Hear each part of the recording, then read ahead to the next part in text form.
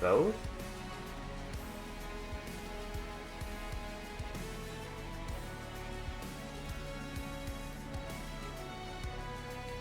Okay, are we back? Maybe? Okay, I think we're fine. There was an interruption in the stream, but it looks like it was a Twitch thing, because my internet is still here just fine. So, we're gonna call that a Twitch problem. Anyways, what are we actually looking at here? Combo's too powerful, it drops out of stream. Right. Anyways, what was I actually doing? Even Twitch is changing up this round. You're not wrong. Okay, so I think what we're doing is we're doing this, that, and then that. And we just use that to burn off more of the rage and get a little bit of damage in. Yep, and then unsurprisingly, we have the kill here. Again, my deck is like pretty fucking shenanigans. But, you know, we can get there. It's fine.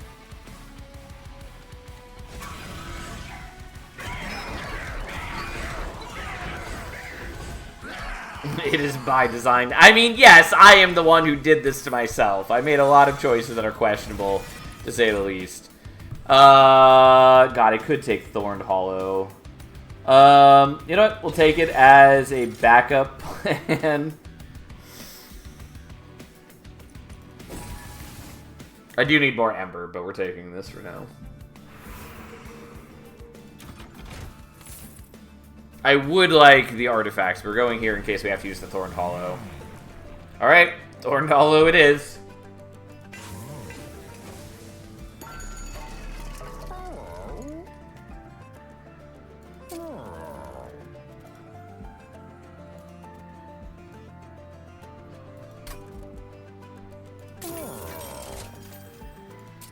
Okay, that's fine. Titan Knight was the main one that I wanted.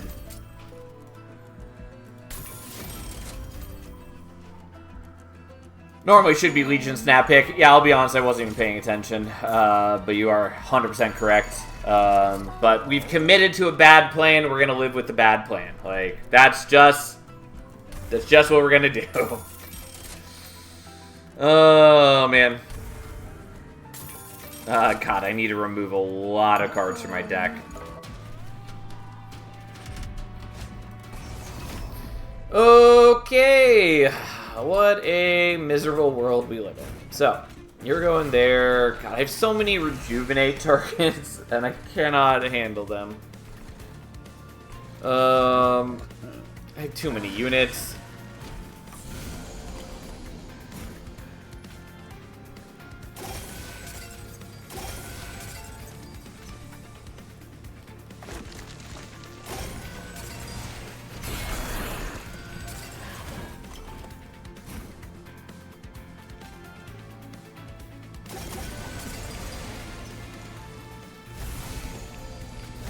I shouldn't have played that on this floor, but I got carried away.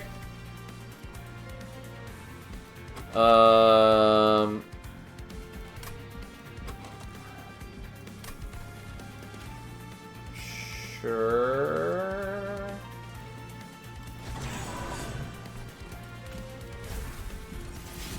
We 5x Zoom Shard Channeler and Purge all other units so we get to pull the whole deck in one move like it's Yu-Gi-Oh! Yes! That may or may not be part of the strategy that we are ultimately trying to enable.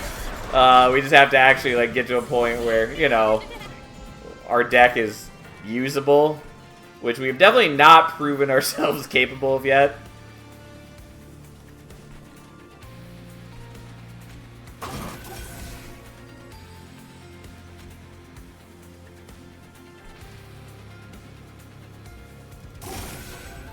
God damn it, I still can't quite get that. Well.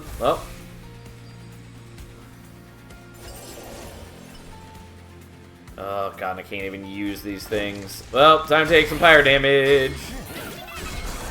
And I didn't get the collector.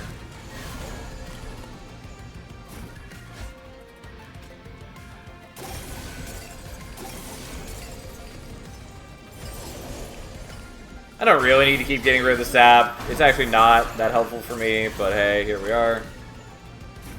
Fucking doing Ninzai. My deck is so small that I draw back into the same goddamn things every turn.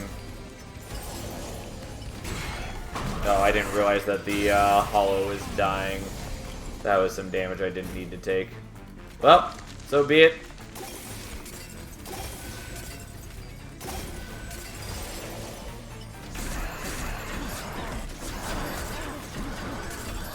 Okay, part of the issue is that eventually I'm going to die to the Titans pretty bad.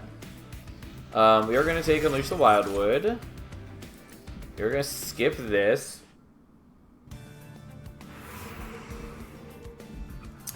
I do want to go here both for the removals and because there's the possibility that we hit the like double shard, double spikes damage artifact. But we're going here because we just kind of need to for a number of reasons.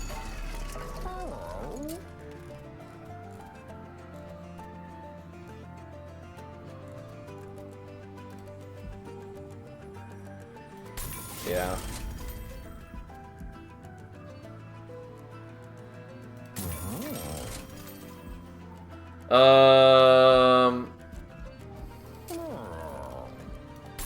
Well, we're doing that, even though I'd also like to do the holdover real bad. I don't know. We're making a bad deck, we know it. It's deep in our heart of hearts. The problem is Priory's Cloak sucks, but it's technically some extra damage for us. Whereas, do I want Lightstone Casing? Kind of.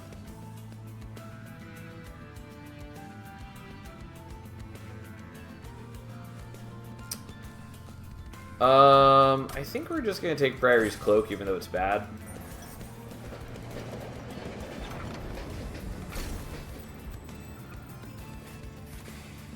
No. It's kind of okay for me, but I don't know. Here we are. Really need to thin out my deck. I'll be very clear about that.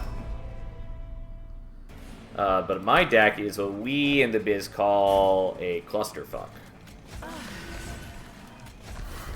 Whoops, that's not where I meant to put that. Honestly, it might be okay to put it top floor. Probably should put it top floor, honestly. Alright, we're gonna put it mid floor.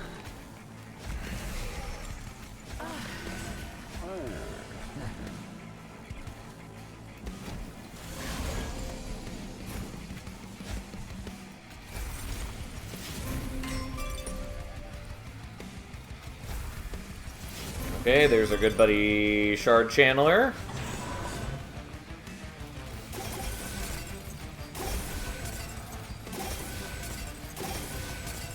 Okay, can't play that out, sadly.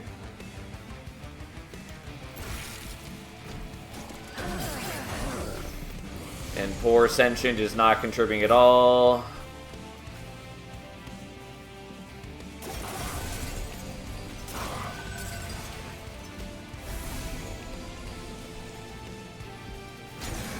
We're doing what we can, at least.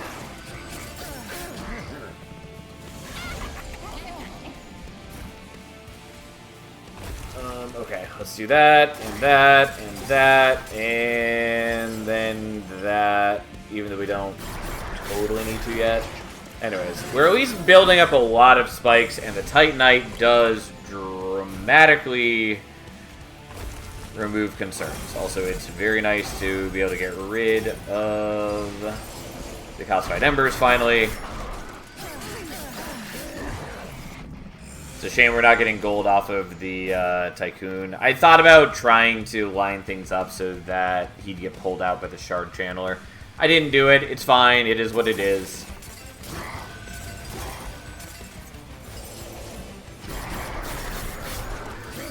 But it would be a lot of extra gold in a way that I could really appreciate at this point.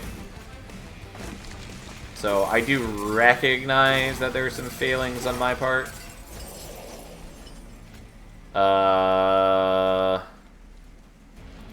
May as well play that there, get a bit of damage, and get a little bit of extra gold.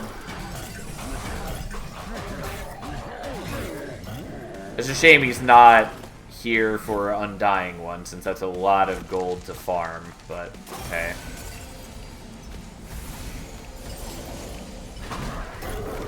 Anyways, we have a hefty bit of regen, and he just beats himself to death on our spikes every turn.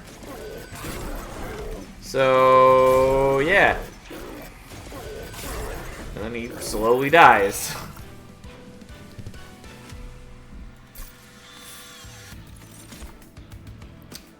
I will take a Cycle of Life, though I really need to minus cost it. We're not taking the Hallowed Halls. If it didn't fuck with the ordering of our units, I'd consider it, but it does, so that's not acceptable.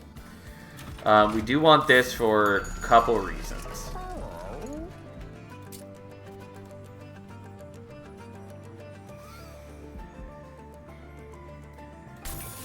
Little Fade grown so fast and big. Yeah. Alright, so we are making Shard Chandler 2. Actually, maybe we should have gone with the Titanite, but didn't think so. So we're getting rid of you. Getting rid of you.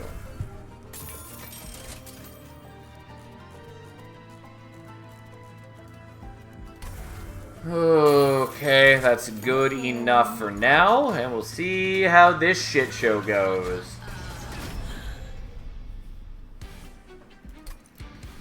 Oh boyo.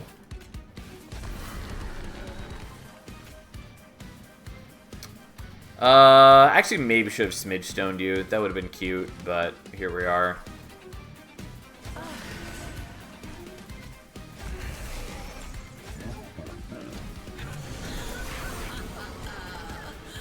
Okay, so that goes away. Channel Song comes out.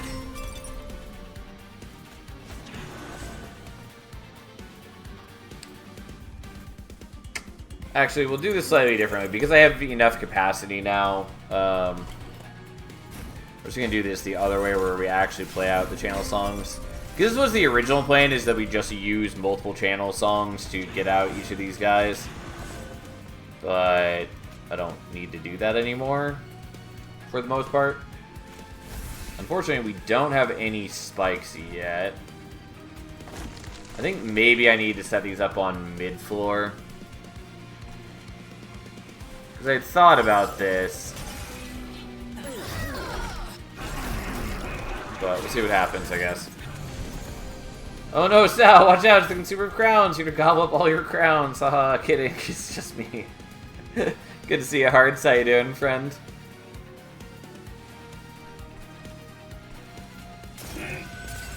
Okay, so that's enough to get the kill there. We are going to do this so we can kill you.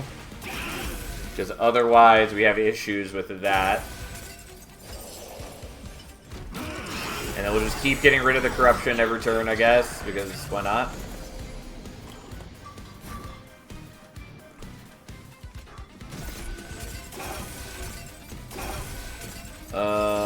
Yeah, I mean, our deck is relatively straightforward at this point, you know. Our spikes deal 3 damage per spike, so that's our game plan. Just build up regen, build up spikes, and don't let them stack corruption on me. Unfortunately, unless we have a way to daze Seraph later on, the corruption will be hitting my whole floor, which is a bit of an issue. Because like, unless I get resin removal as well, which is possible. Actually, is it? It's not a rare. So no, that shouldn't be an option. So never mind. But unless I put like Spell Chain on the Wickless Improvement, which maybe we do, it's gonna get awkward to keep my other units alive. Not impossible. Whoops, wrong guy.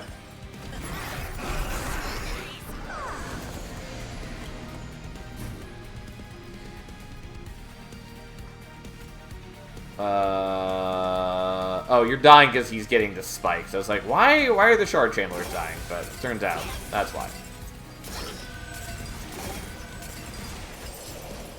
Okay, yeah. So we don't quite kill one of them, and so he gets the spikes, and so my shard channelers die in pursuit of happiness. And then he still dies to the spikes, and there we go. Gotta love remnant stats removal spells in this game. Yeah, they are good. I think they're maybe too good, but yeah, they are strong. Kind of want another Cycle of Life, but it's just unwieldy for me. I think we're taking the Ember. Maybe. I really want more draw, but I think we've reached a point where I kind of need the Ember. Also, maybe we'll get Sap Tap, which would be nice. So the removals would be good. What would I want from the Merchant of Arms?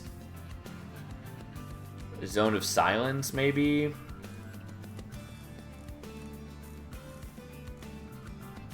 That's about it.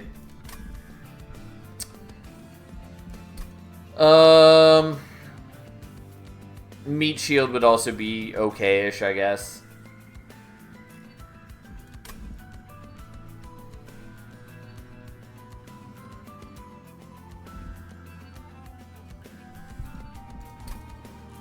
Is that worth skipping out on 2 removals?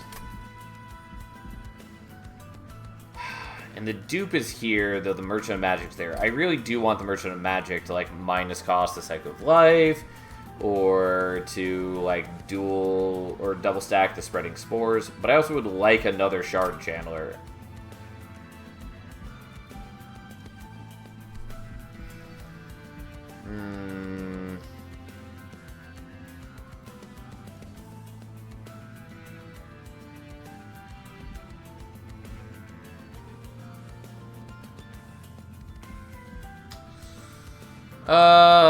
Alright, we're going here. The heal is not unwelcome, especially since I am bleeding out semi-often. I could have gone extra draw of Cultivate Sentient. Keep forgetting that's the thing. It's not a super important thing, but it is a thing. Anyways, we're doing this, so be it, whatever.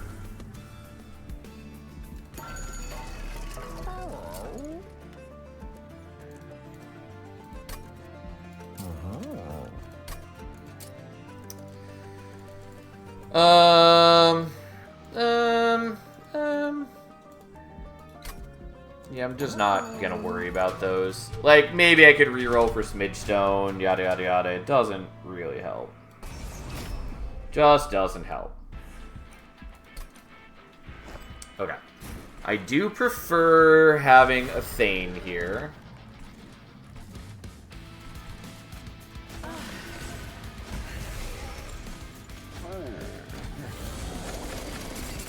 Okay.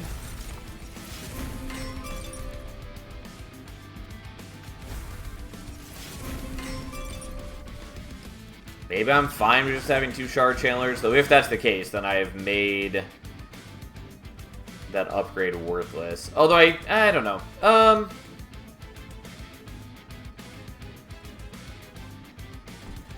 110 HP Baron as Floor Keeper wasn't a bad idea for Titans. Yeah, maybe. It would still die pretty quick. And I generally lean towards just having a more efficient deck. You know what? We're gonna do this slightly differently. Although it's still possible for this to anger me. Okay, so.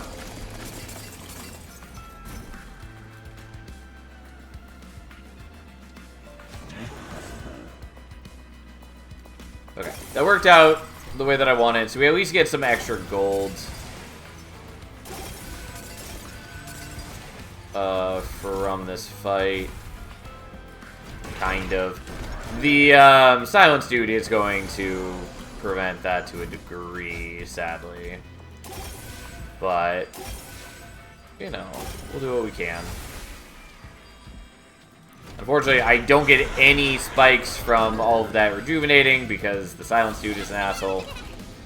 Can't get you. We've long since accepted that that's part of our life.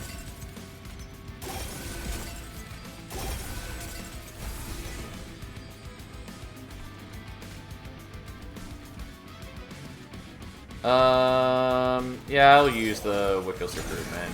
for now. I could just hold on to it with Time Father, I guess.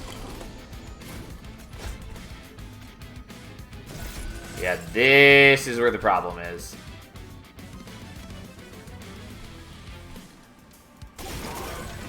Okay, well.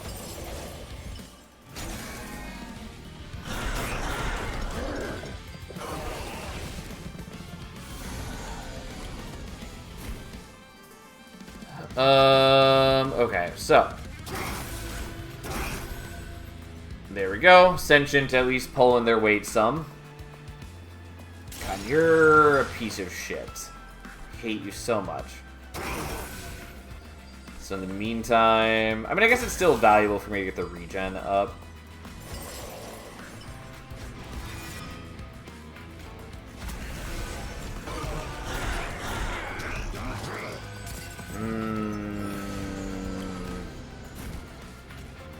Hate the stupid horde, or I don't know why I want to say horde. The silence dudes. Hate the silence dudes. That's all I'm trying to say.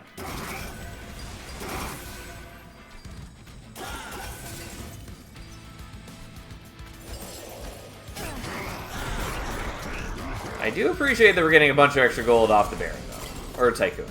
Not Baron. The other one. Goddamn piece of shit. I probably still want the regen, though.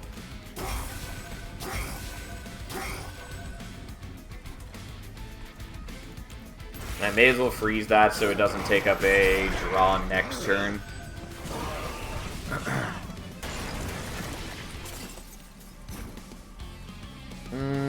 Okay.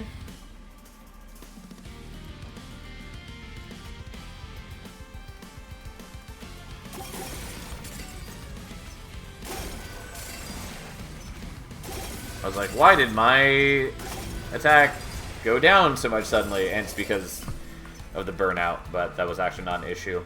Okay, that's not gonna work though.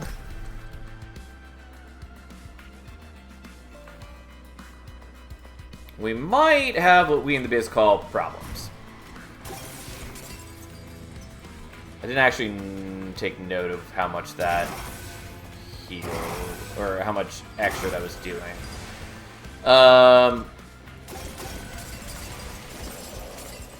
Okay, a decent amount.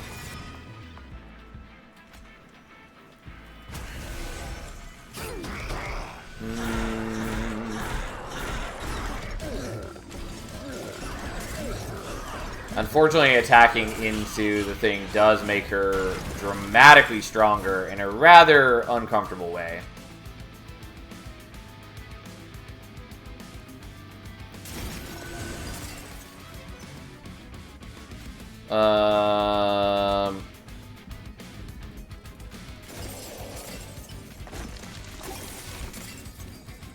Yeah, that's not gonna work. We cannot have 100 damage a Thane. That's a problem. Well, let's maybe take a different tactic. Problem is you won't have any... You won't have any spikes on this turn, which is an issue. Oh, fuck the silence, you piece of shit. I hate you so much. Okay, but we do have spikes off of that.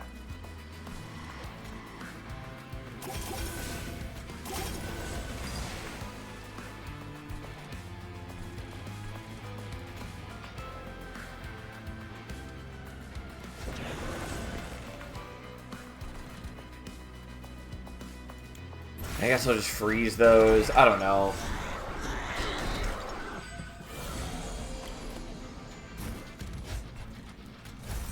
Okay, so now we can get the Shard Channeler, which does have increased stats, which is something. And pulls out him, which is something. I think we just try to get as much healing done here as we can.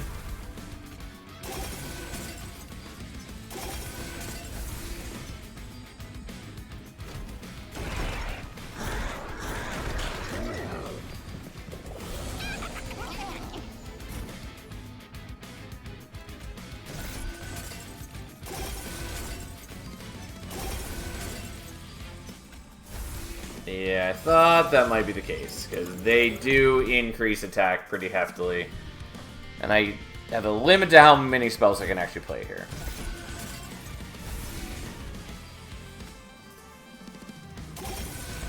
Oh, fuck you.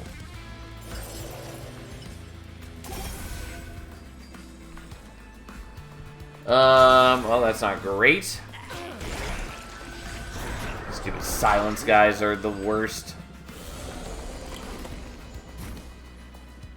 Yeah, this is the sort of thing I was trying to prevent last turn.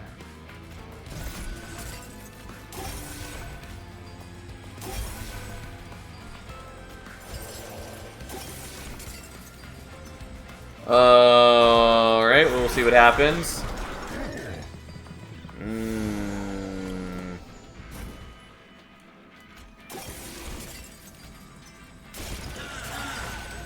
At least Priory's Cloak did some decent work for us for once. That's not quite gonna work though.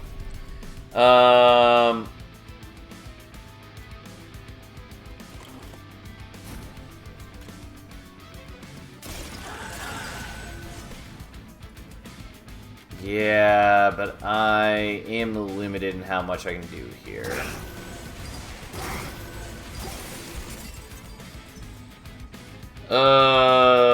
God. Hello, how go the runs? Well, the last one was very simple. This one is a bit of a clusterfuck.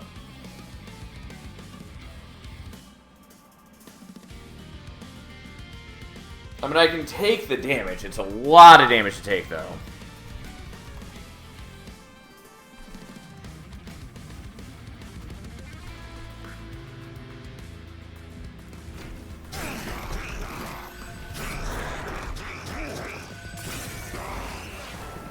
How you doing, friend? God, the fucking silencers just, like, really ruined me.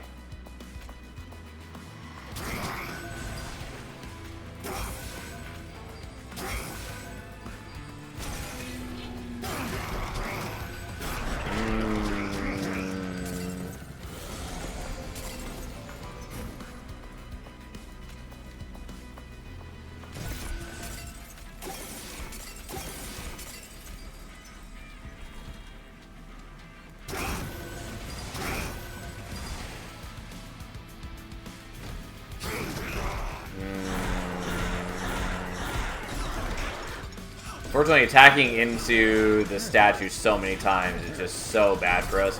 We probably need to have Sentient on bottom floor just so we can, like, explode the statue instantly and not buff a Thane, like, 1,000 amount. I was hoping that by being lower, she'd have less HP, we'd be able to chew through her faster, but the problem is that we spend so much time just being... what am I trying to say? We spent so much time being ruined by the silence dude so that that plan falls through relatively fast.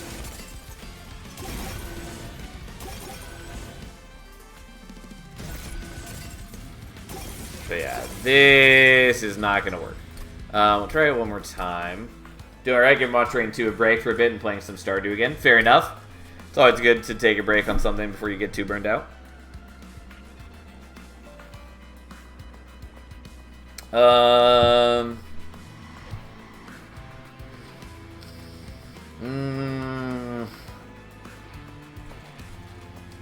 The silence dudes really suck, and part of the issue is I've been using Sentient to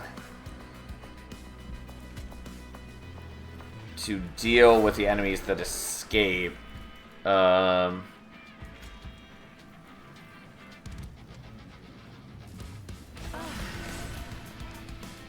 But I don't know. I don't know, man.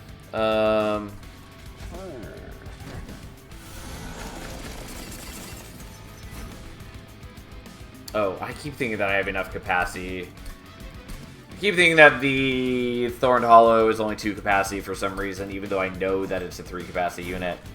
Bear with me as I continue my great and noble struggles.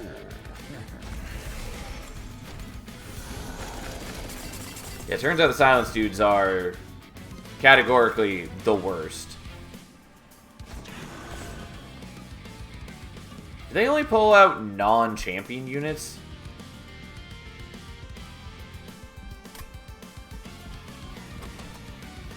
Apparently they do. I guess I never knew that. Well, that causes issues for me, now doesn't it?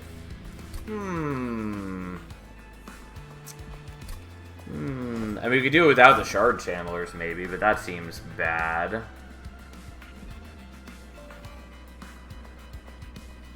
Wogan's 3 capacity tanks are rough with no extra capacity. Yeah, sort of.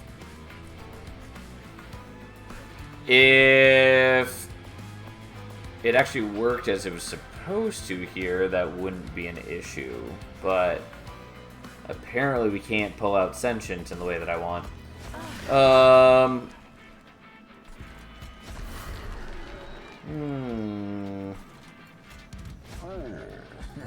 Well, life is pain.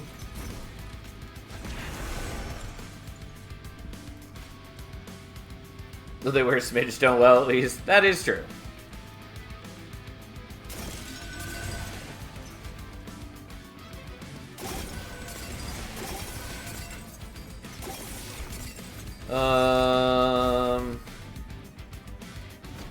Truly, why are you the worst, silence dudes?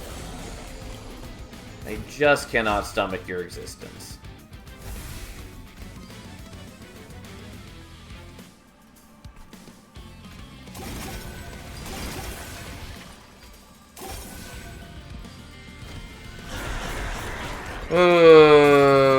Okay.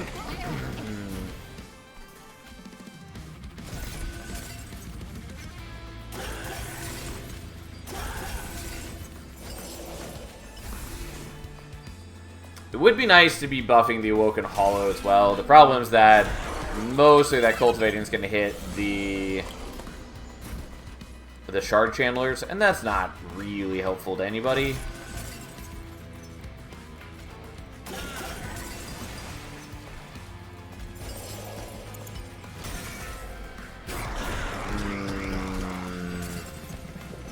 And I can't even, like, reform my hollows, because if I do, like, well, I could reform him, but if I reform the Thorned Hollow, then I lose all the spikes that I've built up, and that doesn't help at all.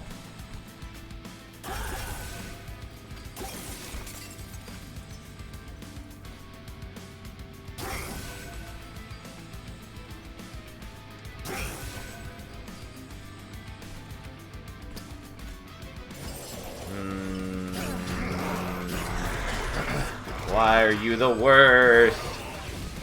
Yeah, the big problem is just, like, I don't handle the penitent, or the statues that Athane brings out. Do not handle those very well at all.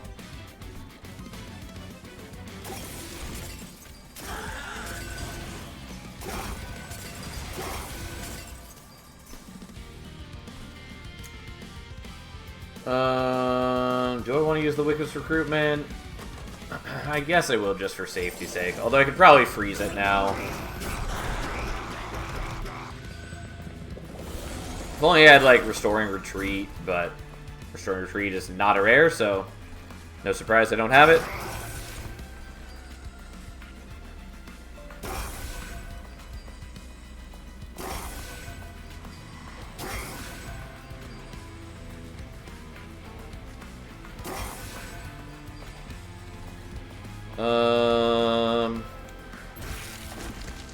I don't know. Here we are.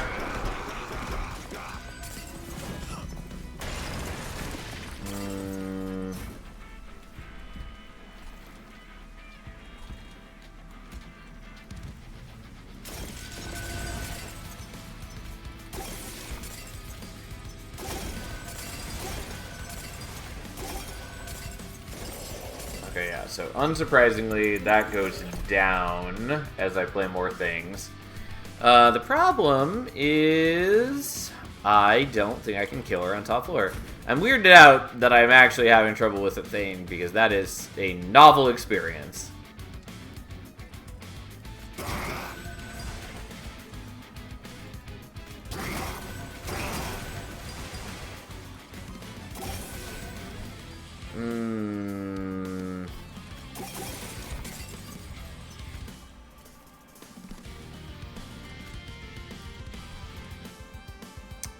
Like, I can do a lot, but we're still quite a ways down because I just don't kill this fast enough.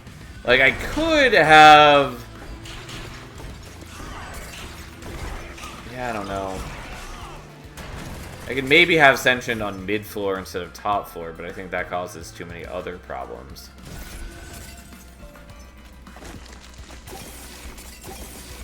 Also, having so many spreading spores on this turn, not fucking helpful, because we need Sentient to actually just, like, shoot the Prayer Stone and kill the goddamn Prayer Stone. I'm gonna try, like, one more time. I know I should just let it die, but, like, I would like to see some victory.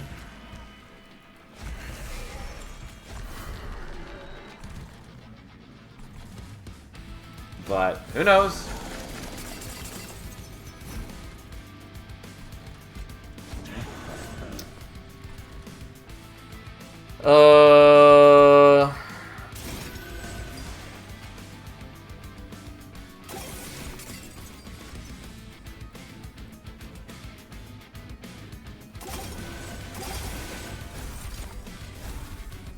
Sure.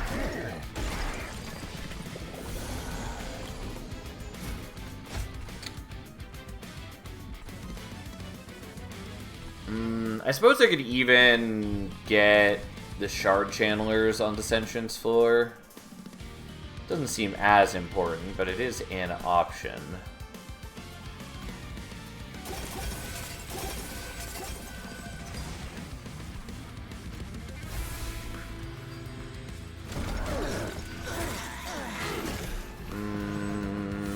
Because, like, I am building up some amount of spikes between, like, the Cycle of Life and other things.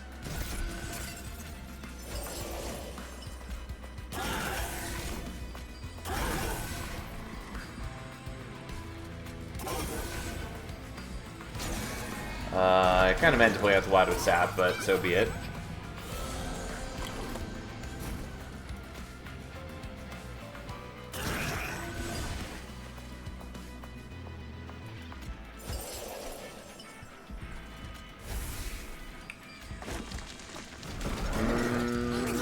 The problem is I'm not really in range of killing the dude on top floor.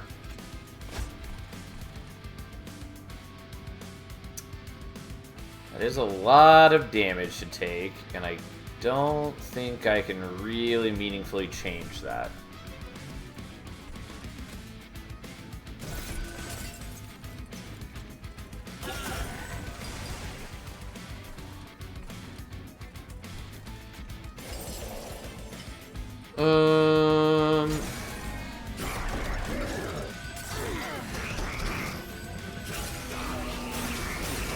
Ow.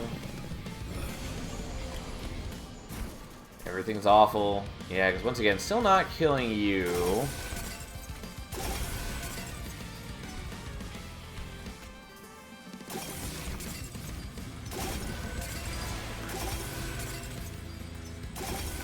Ugh, it's close.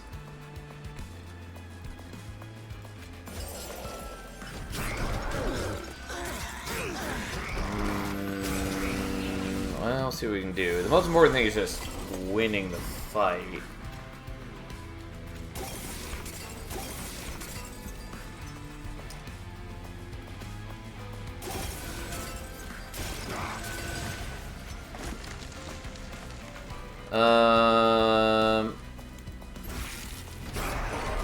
Once again, I'm not sure that that was the correct way to do any of that.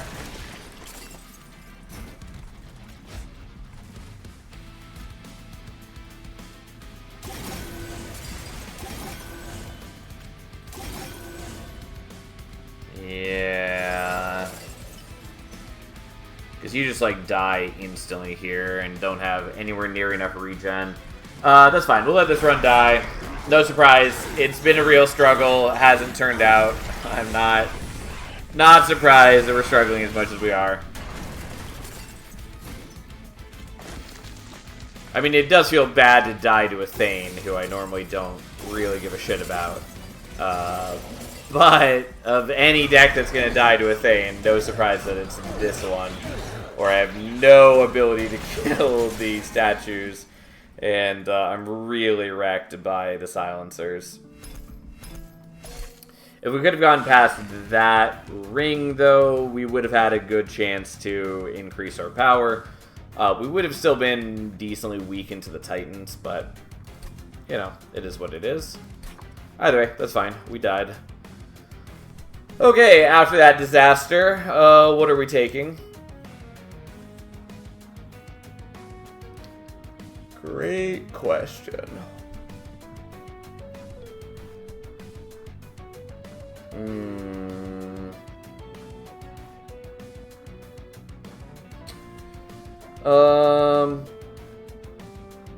Maybe Fade and Awoken. I don't really want to do that right now, though. Banistigian. The problem is I'm trying not to do the final crown on any of these. So I'm only picking the ones where we have more than one crown left to do, because I want to have my last 20 be the final time of each champion. So we're basically picking between... we're probably going to do Prince Under Legion, because we haven't done Under Legion or Prince in a while. So that's what we're doing. But yeah, like, I look forward to doing those, but the whole point right now is just to leave one crown on each champion. To knock out at the end. Because that seems like a good kind of final lap to do. I think they're actually taking Eager Conscript. I don't love either of these starter cards, but we've already got backline access with the Torch. It's certainly nice to have more backline access with the Spore Touch, but having a bit of blocking, having a bit of rally potential, all that seems nice. Interesting start, I guess. We're up against a minion, which is something. And then there's sketches. Okay.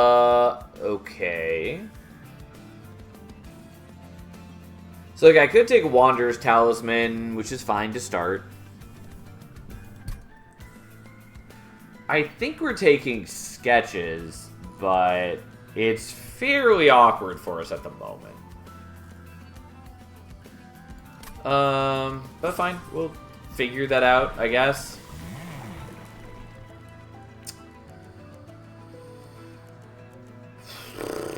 Neither of these is particularly helpful for us right now. Brawler is definitely the better choice overall.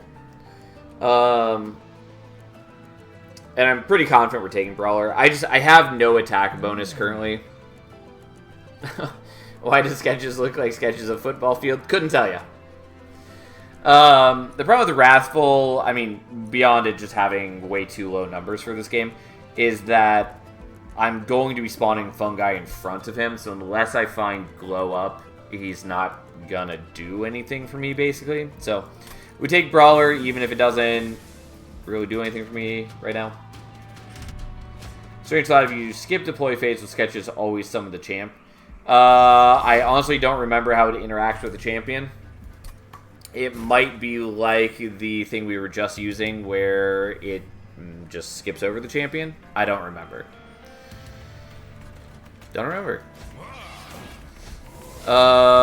Okay, and then I guess we'll play you there and see what we get.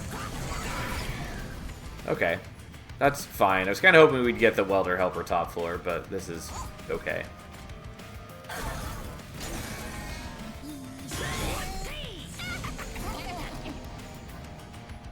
Unfortunately, I can't play the Rots in this fight, but it mostly isn't going to matter because we're just going to stack a bunch of fungi, which should be more or less enough to beat the boss.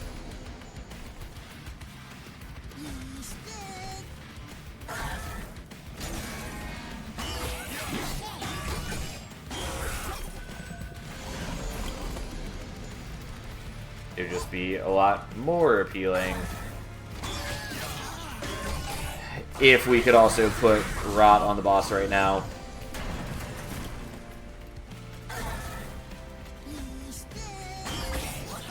Also, it'd be nice if we had any attack bonus for Prince.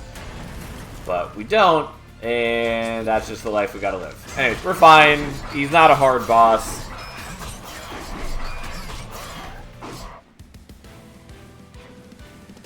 And there we go.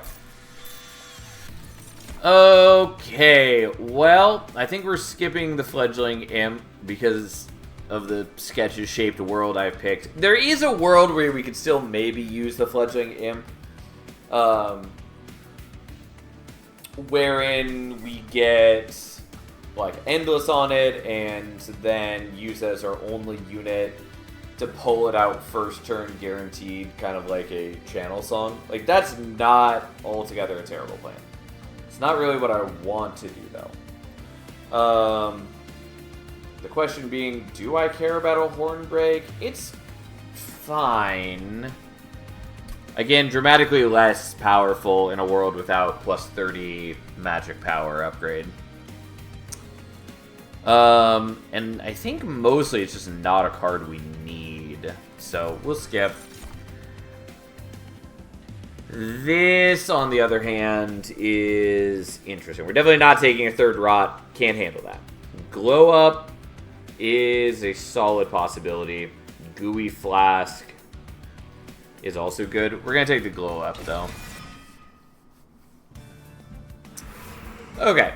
Now we have choices to make. Do I kind of want to go the Merchant of Steel and maybe try to construct a Hellhorn Beautiful Floor? Kind of.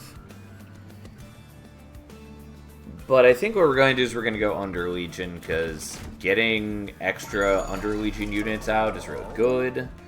Merchant Magic is helpful. These are not what we wanted.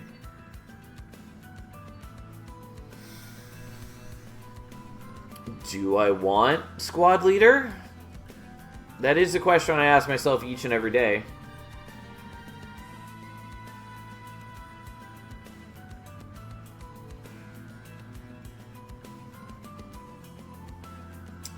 What I really wanted was Enchantrell or Spore Launcher, maybe even Amorous Anoki. Deathcap Prophet also would have been pretty happy with.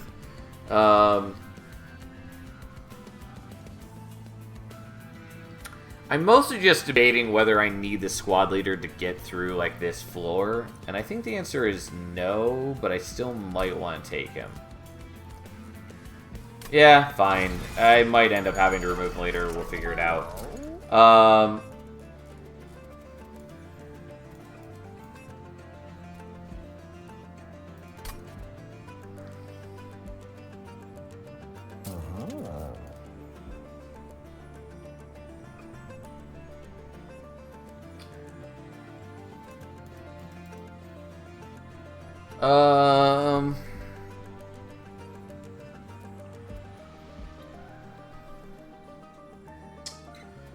I think I'm willing to do this.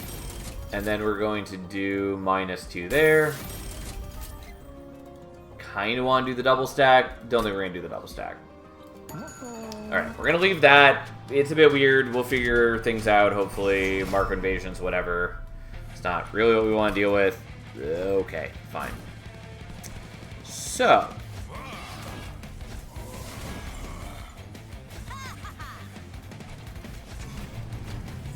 Alright, what do you got for us? That's fine.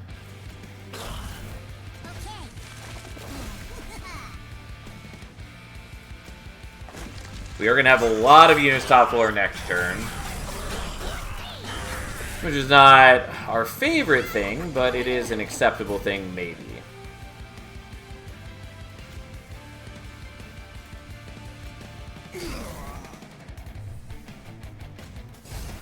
Okay. Did I love that? No. Does it work? Yes. Because he is trample, so he just cleaves through all the frontliners, and the rest of our squad poorly mops up the rest.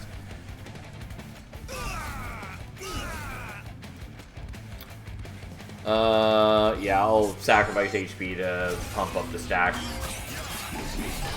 It's always a little weird looking at a situation where killing the backliners increases our damage, and it's because they're then not killing the fungi. And so then the fungi are stronger on their counterattack. Anyways, the decay is pretty good on him. We're going to kill his backliner. We're going to build up some more fun guys. I will say the squad leader definitely did help here. It wasn't necessary, I don't think. But it did help to a fair degree. Okay, give me this sweet, delicious gold. I will take the ritual battle, I guess. It's not really what I wanted to do. Proliferate and Loam Coat are good. I think we're taking Loam Coat. I mean, they're all good. Like, I do like Gooey Flask as well. And honestly, I could probably have taken the Gooey Flask, especially in a world with Life Mother's Pyre, where even if I never hit Remove Consume, then I could just make a bunch of them.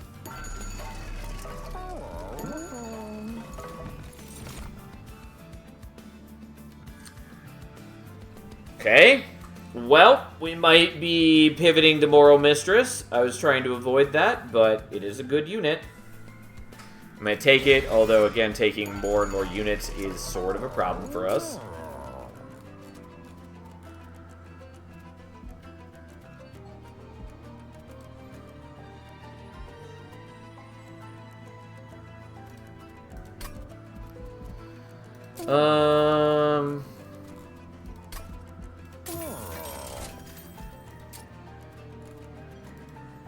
So I could intrinsic hold over this. Kind of want to do that.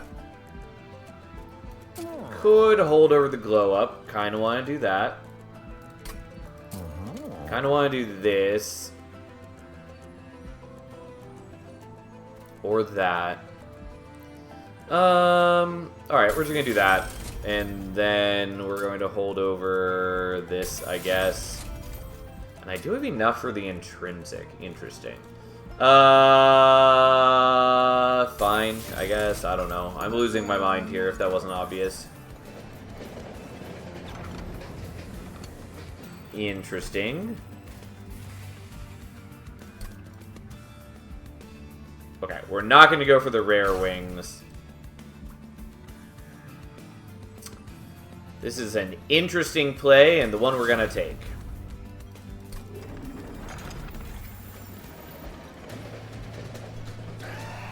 And then hopefully we get dualism for it, and then, I don't know. We've got a number of problems to solve. They are certainly solvable, though.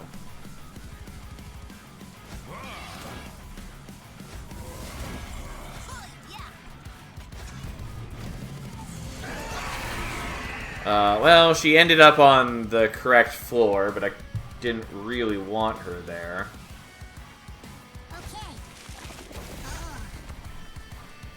I could fly you here and then do the rot, and like that's not a bad play. I think I still want to do this though, for just a number of reasons.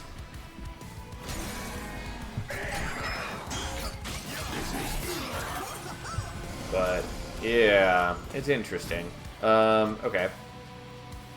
Well, you're gonna get that and that. And we're just going to try to stall on other floors. Unfortunately, he does gain rage from the kills, but whatever. We're just going to wear him down some.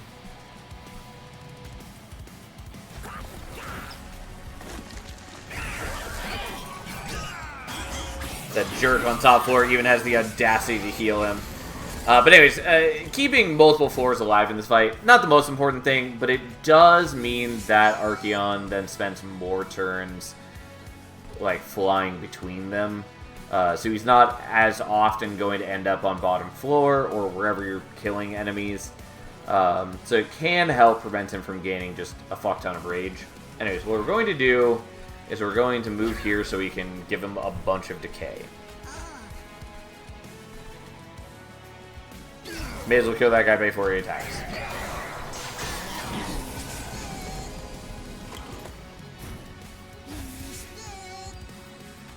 Sadly, Moral Mister is not here now to benefit from that.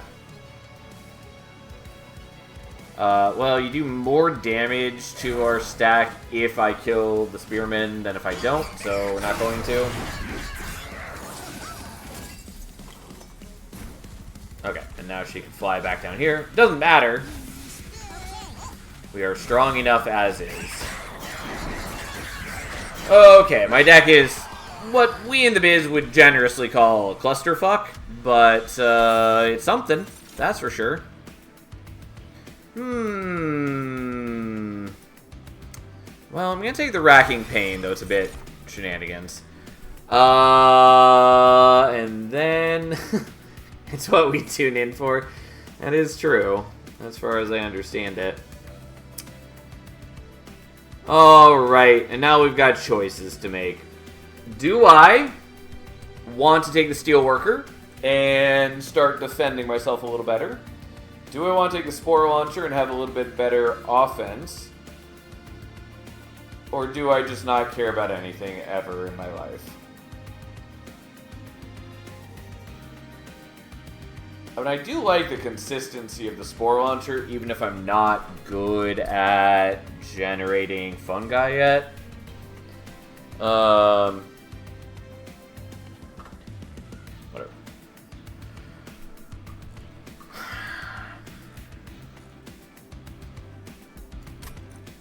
I might honestly take the Steelworker. What I would prefer is other things altogether.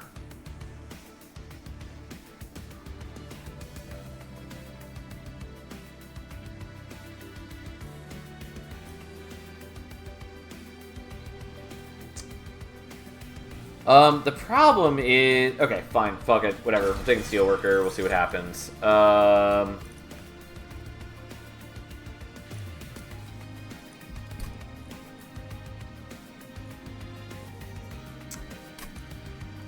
Take the draw for now.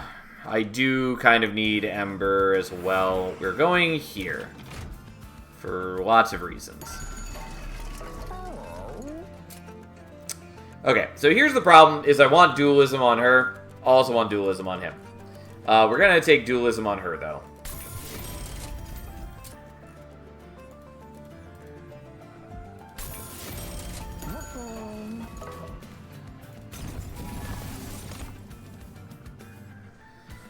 Well, that's an interesting situation now, isn't it?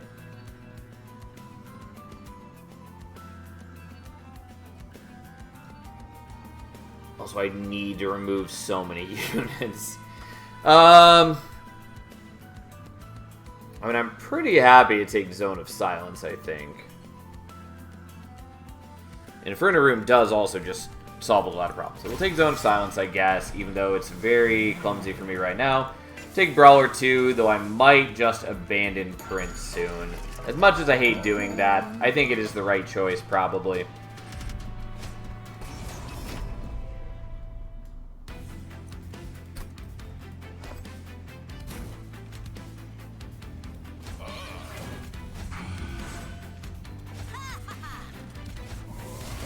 I mean, he does get 3 attacks, which is nice, but...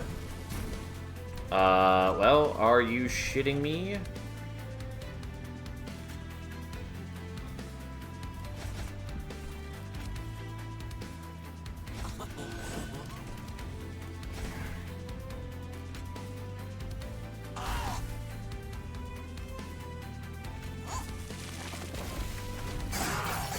Yeah, I probably shouldn't have done this. I probably do need Prince still, because he's my only source of, like, repeat, like, consistent damage right now. But we'll see.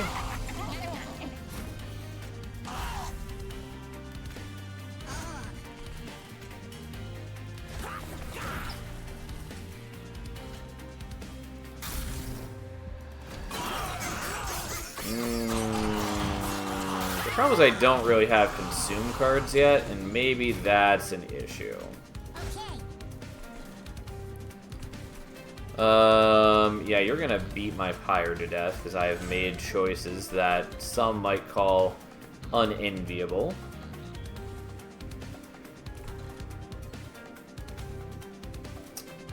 I might regret my choices, in fact.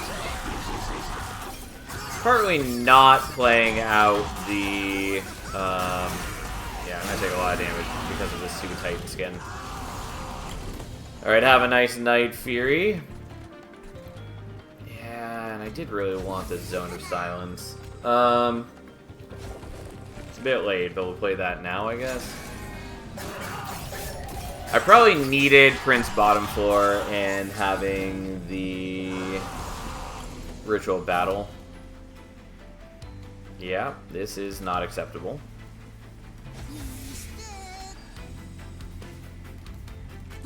Probably because Ajax is a terrible matchup for me. I mean, just in general, like, I made bad choices going into this ring. I really need more consume cards is the, like, minimum thing. I had meant to make more, I got carried away, here we are. So be it.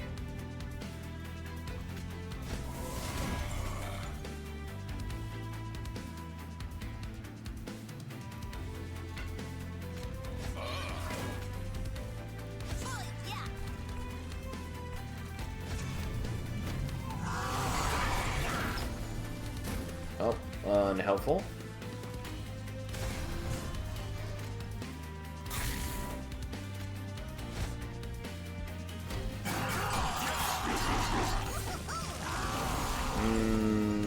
Okay.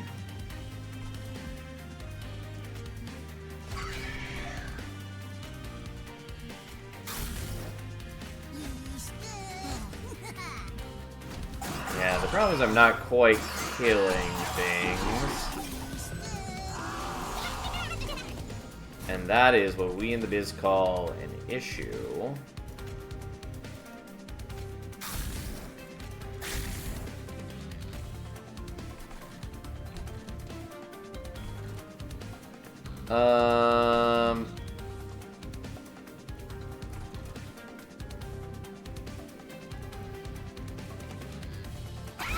Alright, let's greed for that, even though I shouldn't.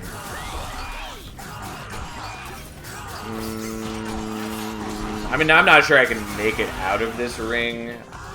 I could also be setting up top floor. I don't have to be setting up bottom floor like this.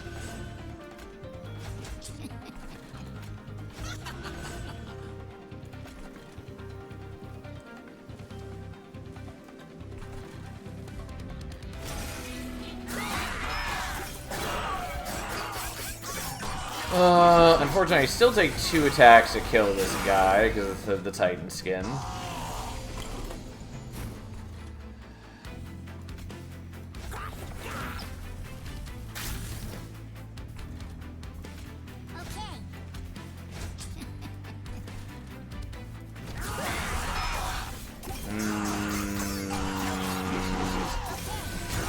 Well, hopefully we draw the Rot on this turn. We did not, of course.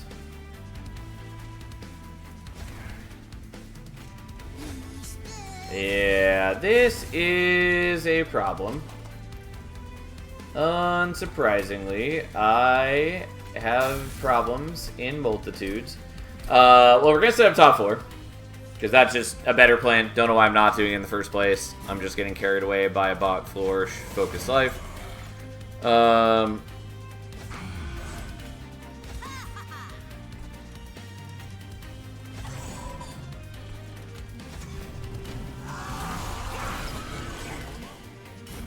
Well, again, would have preferred getting the cluster kernel here, but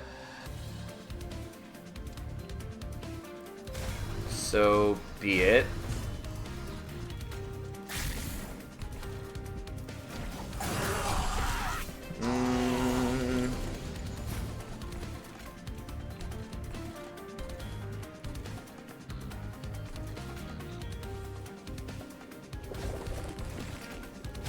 I guess we're gonna do that so they stop gaining some of the Titan skin and they don't heal if they take damage here. It's not, like, impressive, but it is technically a thing.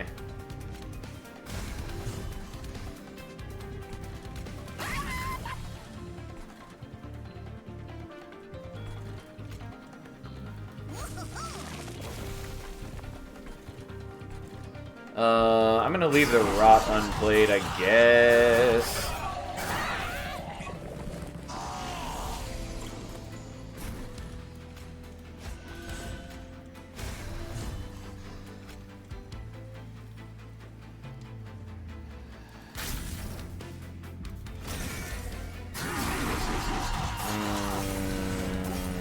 Well, at least we only take 1 round of damage there.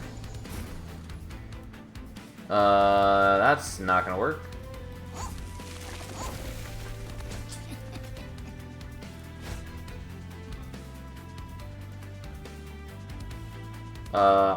Does that just kill me? I don't think it does, but it's very bad. I mean, I'm not gonna math, even though I should probably math. God, this is so much damage. I mean, this whole fight is really just truly a clusterfuck for me. Just out of curiosity, what does this look like? Looks pretty good, but it's not good enough.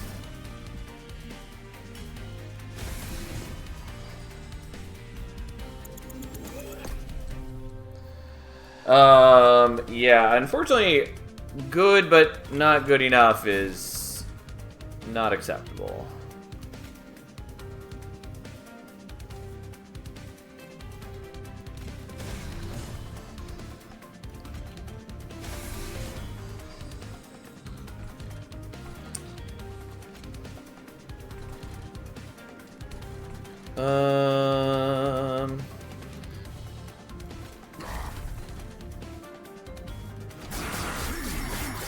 Oh god, he barely survives.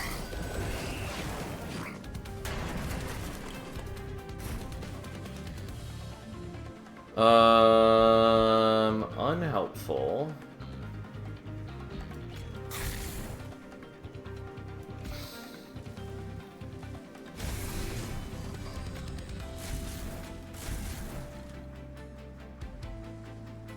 Yeah, that's not actually useful. Was really hoping to draw... Okay, that is enough to get the kill.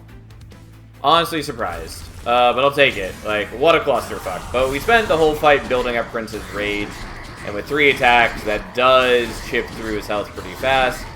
Especially with the decay on there as well. I took an insane amount of damage, which I'm not proud of, but here we are. We are going to skip this. I will happily take the Contagious. That is like... There were a couple cards we want. The one that we really want is the one that applies Sap, but happily we'll take Contagious.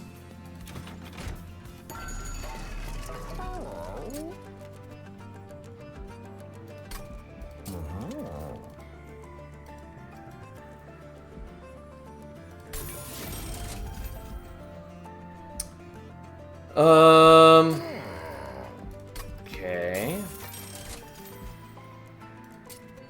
Do I want holdover on anything? Maybe that, honestly.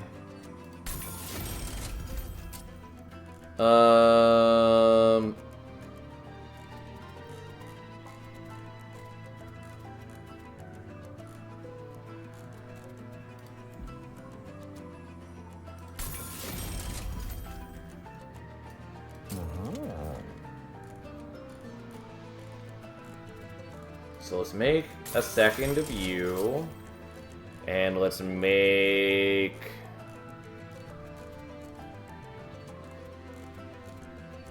another of those. It's really not perfect. I do need more than that.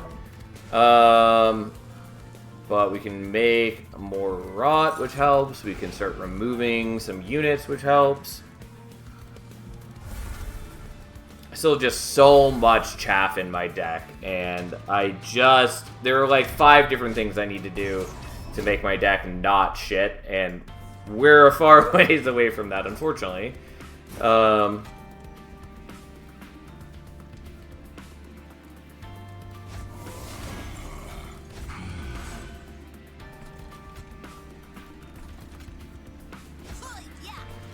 I don't know.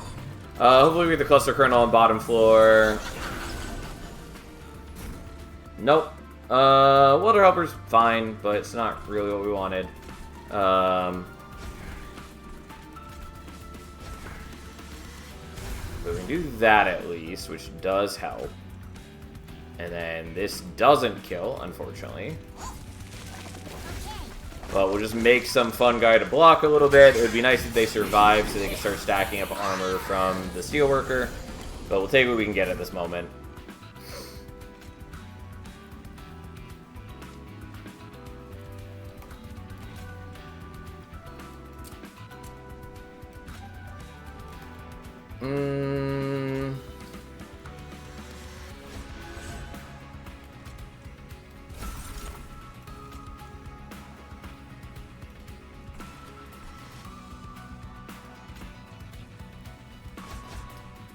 I'll just move you up to block a little bit. I want to do the...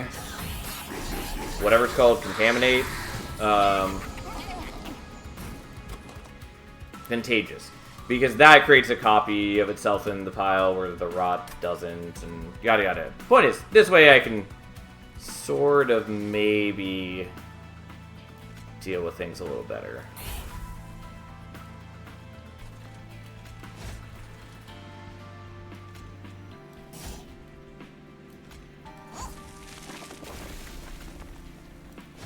Okay, we're gonna do this just to block for the fungi so they can start getting some armor too.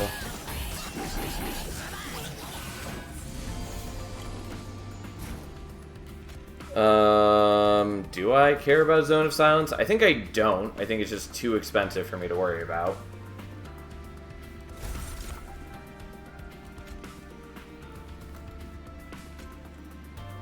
Fucking goddamn asshole.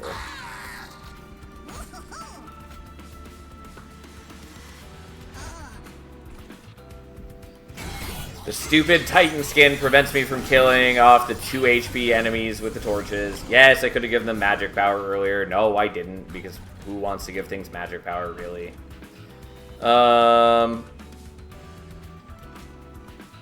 the boss is coming out in just a moment, so I guess we do this.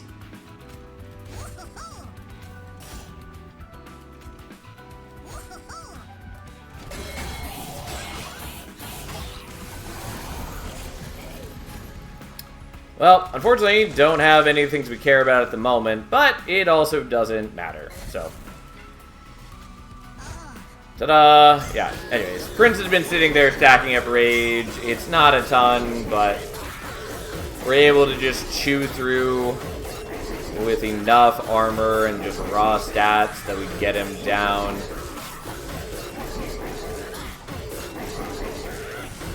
It does take a lot of doing, but this is why we've been stacking up armor this whole time, and then we just quickly run through his reanimate.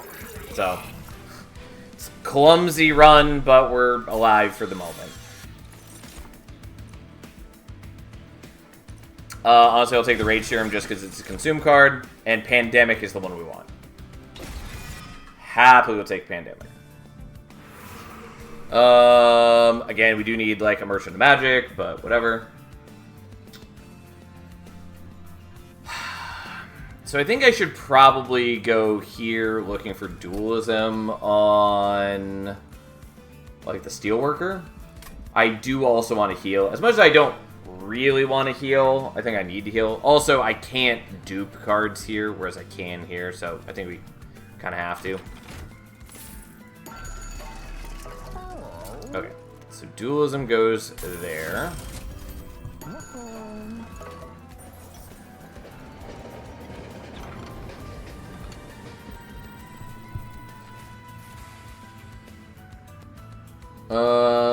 The deployment, yeah, we're not gonna worry about that. It's a great upgrade, but it's too much for me right now.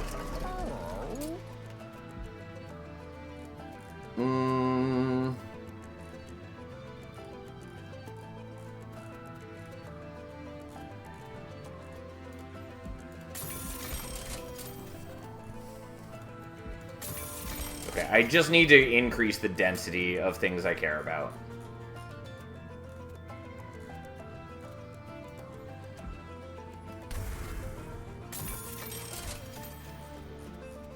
It's not what I should have gotten rid of.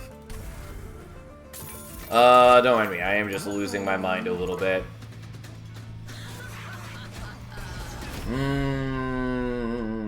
Okay, so, what do we got? Yeah, 100% didn't mean to get rid of the Shield Steward, but it's what we did, so here we are.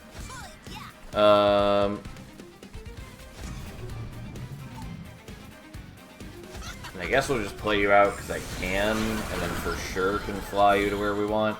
Alright, well that at least lined up for once.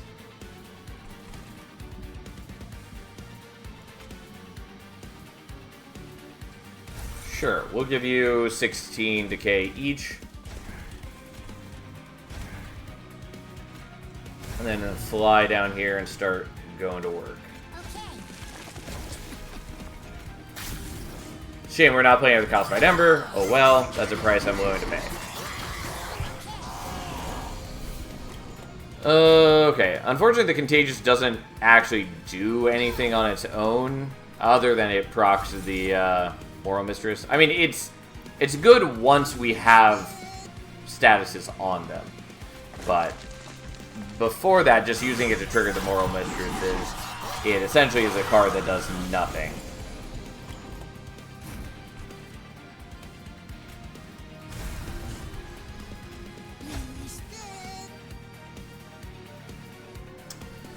I think I just want to get rid of the Calcified Ember. Like, I do really want to play these, but getting rid of the Calcified Ember is nice. We've already got, you know, a lot of damage on Kale each turn anyways, since you take in 300 some.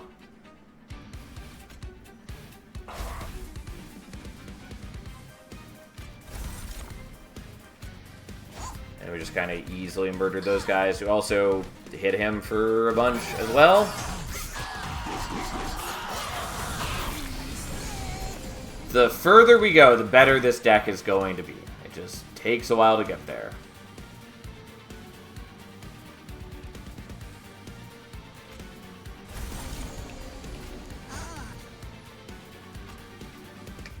I kind of want to do this because it is a lot of damage, but I also just don't need to take the damage. I'm already very low on Pyre health, so we may as well just wait.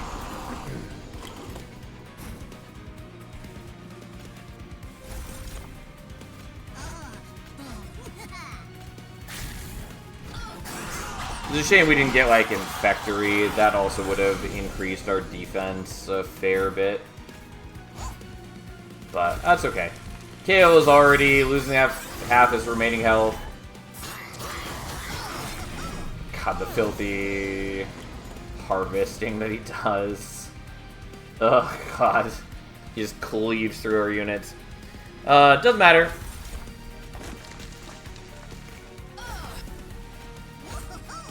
We pretty easily murder Kale now that we actually have some consume cards in the deck. I definitely did a lot of messy pivoting at the beginning of this run, and it hurt me pretty bad. I will take Unearthed Treasure. Definitely was hoping to see that earlier, but that's fine. So the healing is nice. Going here, we could make Zone of Silence deployable, which is very helpful, kind of. It just protects me from some bad situations. I can also dupe something, and then I probably have to go here for the heal, though.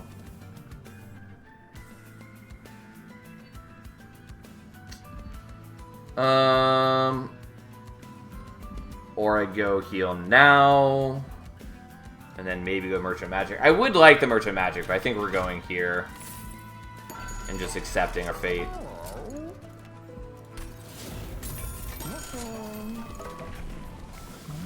Brawler 3 isn't wildly important to me, but so be it.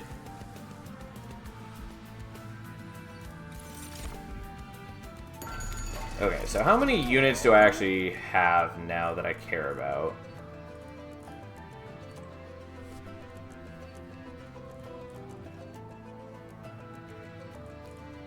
So naturally I'm going to play Steelworker, Prince, Squad Leader, normally. Something is going to get assigned to the floor, and then we have the 3 Moral Mistresses. That's pretty okay with me. So we do want to get rid of, like, the Welder Helper.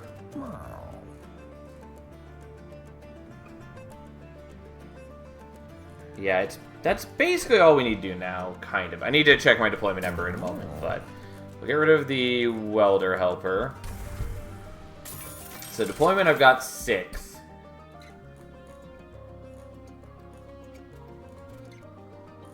So I can do a 1, 2, play one of the Moral Mistresses, and then the other 3 goes to the Zone of Silence. So that means that I do want to get rid of you. Oh, except that I am not counting the fungi.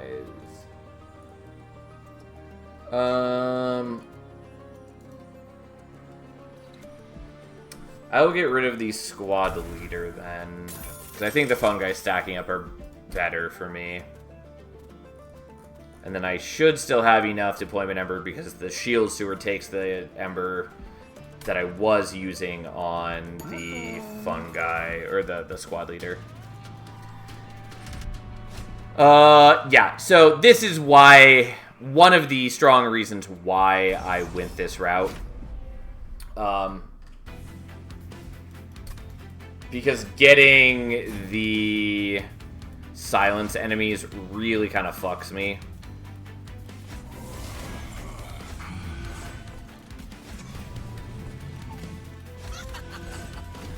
And so having them silenced is a huge boon to me.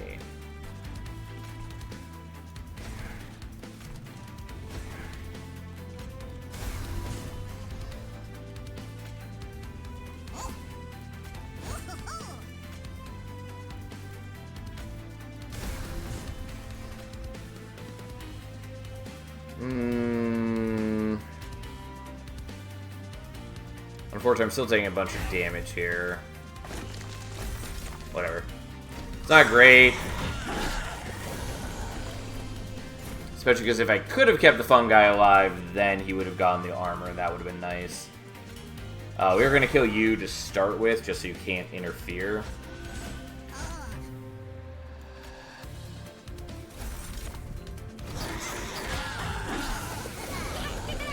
I did want him to live just so we could do this. Oh, you're not even on the floor. Whoops.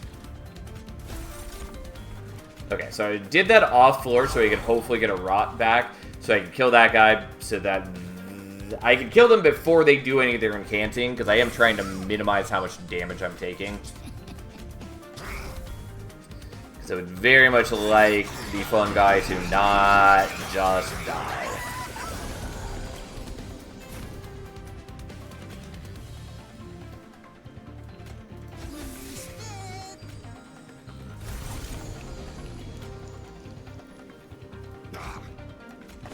Okay, overall we're fine. It'd be nice if these guys didn't have spell shields so I could kill them with torches, but alas, it's fine, we're doing our job.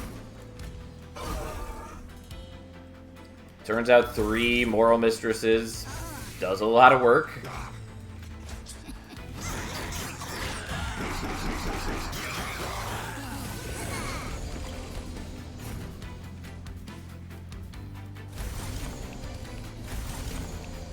Especially now that we have, like, self-replicating cards, basically. Okay, a Thane is a thing, but we've already won, so we'll just leave that as is.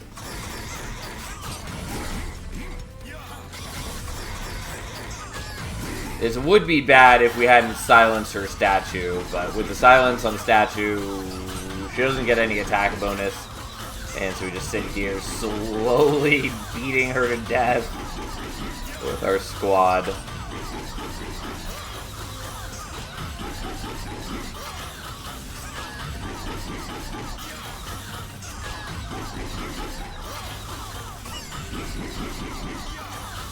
Eventually we'll get there.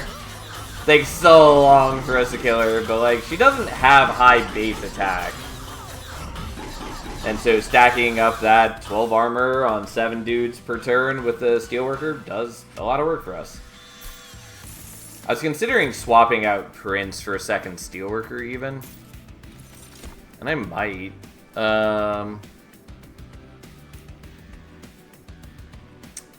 gonna skip that, though the dig deep is fine. Alright, now here's the problem. I'm not terribly strong against Dominion, since I never found a way to daze him. But we can probably manage. B, I really hate that the Titan fight basically makes this choice for me. I would very strongly prefer to go to the Merchant of Magic. But, because the Titan fight is just a Pyre check, I basically have to go here and heal, which feels really dumb and lame. So, it is what it is, but I am unhappy about it. I do want that. I do want that. And I would have loved Lightstone Casing, but can't use it.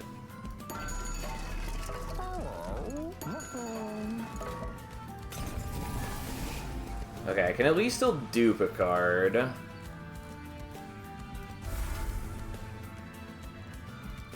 Okay, before I do that, do I want to make another Steelworker and just, like, drop Prince? Or drop the Cluster Kernel?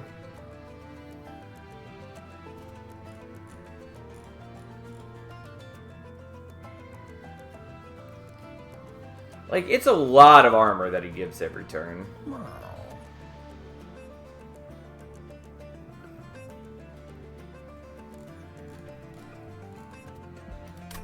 Yeah, I think that's what we're doing. So we make one more of you. And we get rid of you. I do kind of like the Cluster Kernel, but, like, we don't need it.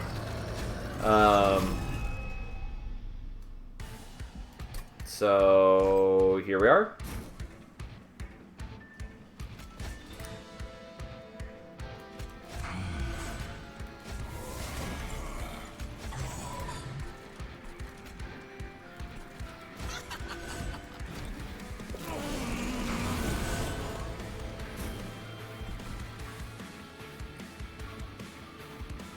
It is definitely possible, by the way, that the Steelworker doesn't end up on bottom floor, but we were just kind of hoping that that's not the case. And so far, it worked out.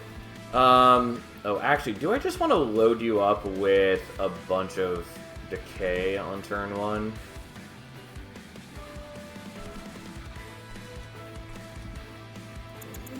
Because it was 2 of them on top floor, right?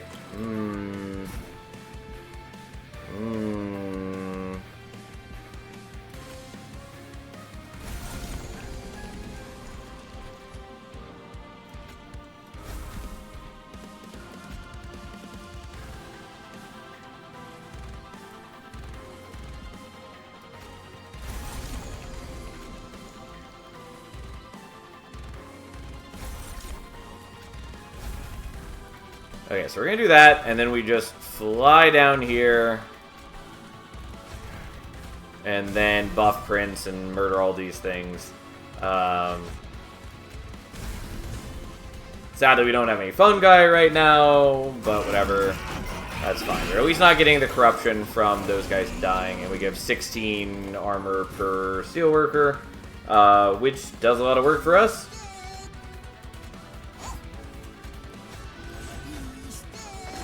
And then we just try to block with those a little bit, and he takes 600 damage from the decay that we gave him on turn 1.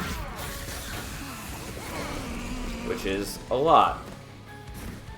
Okay, so enjoy, enjoy, and enjoy even more. And then do we want to glow up on you or on you? Honestly, I'm going to do you. I probably should do the fun guy, but this is fine. He's not going to double the corruption since we sapped him to 0 attack. So he does give corruption to the whole floor, but I'm offsetting that with my massive armor gain, so We are in better shape than he is. I kind of need to do this here. Otherwise I don't decay them at all. And I would like to decay them.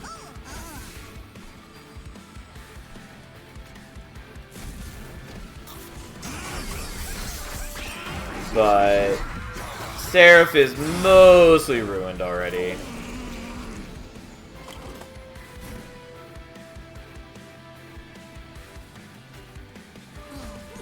Yeah, sadly we don't have any of our consume cards, which is kind of the whole problem.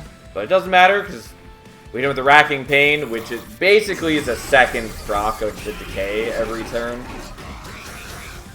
It's technically more because it hits other debuffs too, but for the most part I'm only stacking decay. And it does 3 times damage the debuff, so it's essentially just decay proccing a second time, which is, turns out, pretty strong.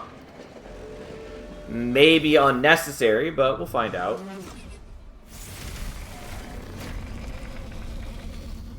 Okay, so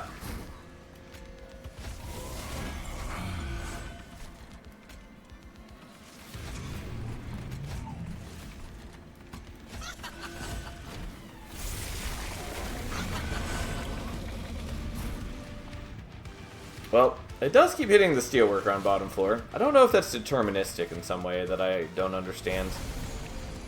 I don't think it is, but if it is, I'd be curious to know.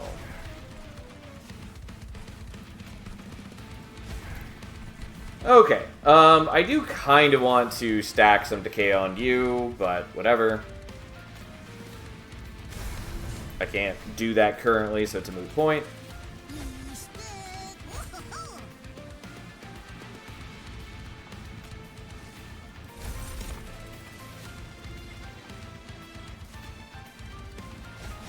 Yeah, but you would die if I put you in front. It's just that I would love to have the fungi survive to gain the armor.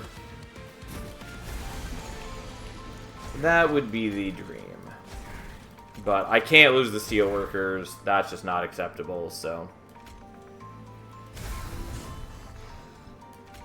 I can sort of lose Prince and not be too upset about it, but we'll try to avoid.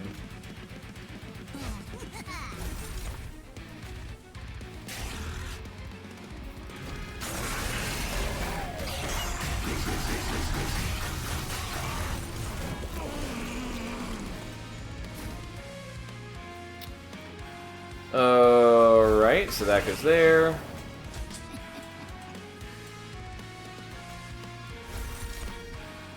It's definitely not the card I wanted back, but fine.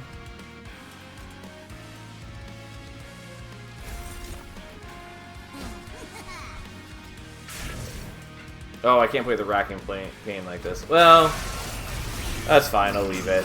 I should have used it, though. It's definitely better for me than the torch is.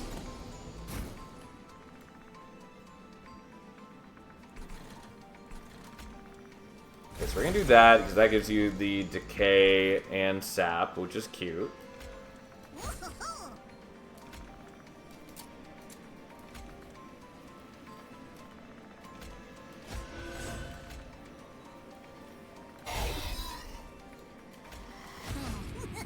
Yeah, you're still dying.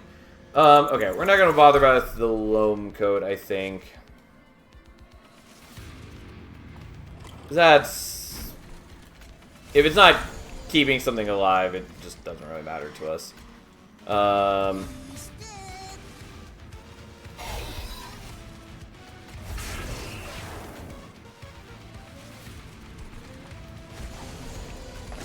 And yeah, I'm taking some damage here. Oh wow, that's fine.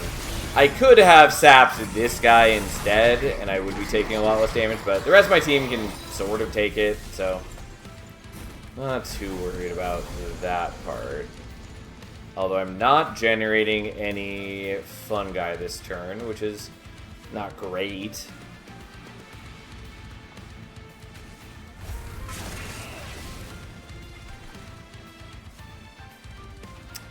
I don't know that I need to speed you up, so let's do this.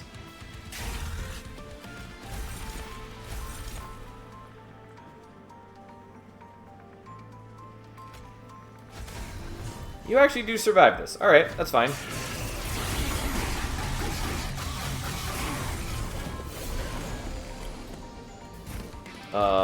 Once again, I appreciate the Zone of Silence. Unfortunately, I am doing a shit job of killing these guys.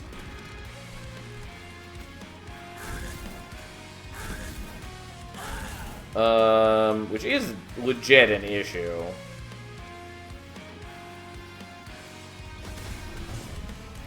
But we're just gonna hope the fight is over before then, maybe?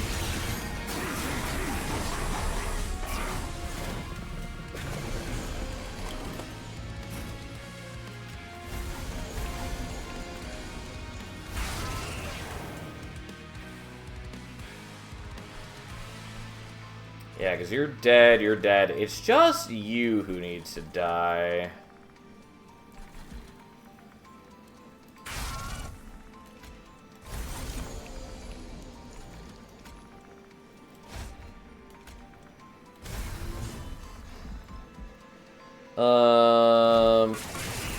There's technically ways I can fix this as well if I really need to.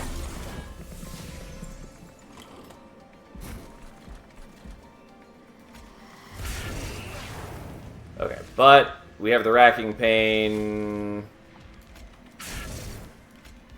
So we can do that. Yeah, there were cleaner ways to do that. We'll settle for that. It's fine. I should have increased the debuffs before I did the racking pain. Yada, yada, yada. It's fine. I would have done more damage. Not important. We took just one extra fire damage.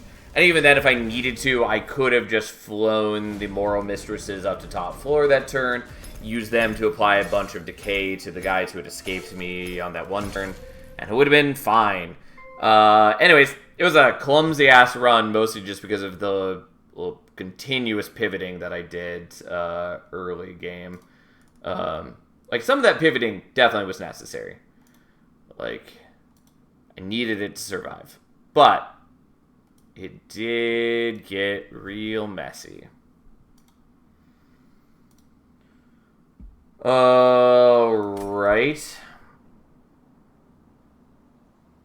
God, these two numbers being here always throws me off because they're tracking almost the same thing, but very slightly different. Like, I understand that they could be very different numbers for other people who are not doing Titans on every single run. Yeah. There we go. Anyways, that was a run. I appreciate how it turned out, but man, it was a struggle mid-game. Hi, Cat. What's up? Okay, so we still have a fair bit of Queen to do. There's only one more Prince run. No, there's two. I keep blanking out on the empty banners.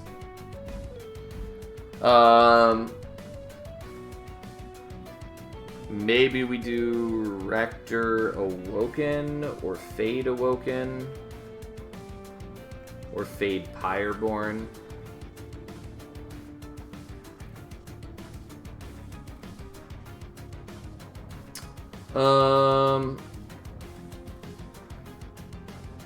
Let's do Fade Pyreborn just because we haven't played Pyreborn at all. Unsurprisingly, because I don't have a lot of crowns left with them. Okay. Let me just make sure I wasn't looking at that wrong. Yeah, 100% that's Fade Pyreborn. Okay. Firestarter's fine. Here we go. The Whelps actually can do pretty decent work with Fade Starter. Since the Primitive Bolt allows you to bring them back, explode them, do more damage, keep reforming them, yada yada yada. That is a start, I suppose.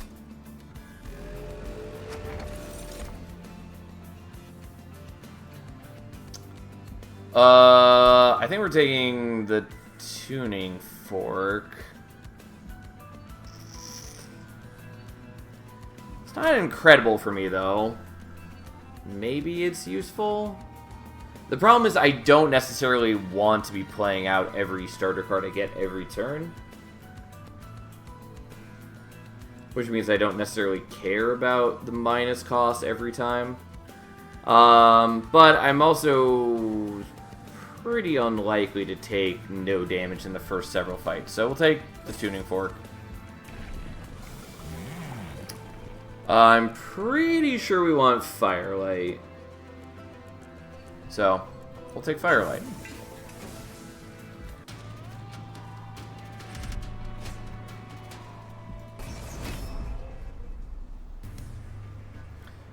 Also, having Aquaths does make the tuning fork less necessary as well. But, so be it. I would kind of like to farm the Guildmonger for Horde, but I don't think that's really a good plan. I think I'm going to struggle to a decent degree just to get rolling. I mean, drawing the draft on turn 1 was pretty solid for us, but still.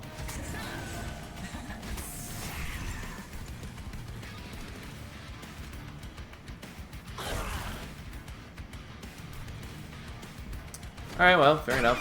I kind of want to use the Pyrocast just so we can draw it later, because right now, reforming Fade every turn is kind of the high priority target in my life.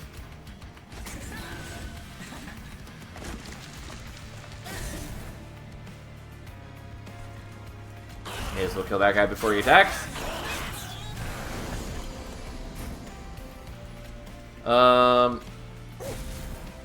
Okay, I'm doing it this way so I can get at least one Horde.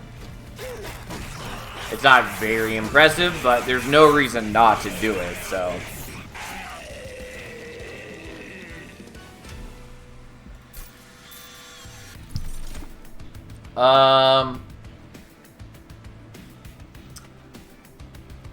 I will take a Purifying Cleanse.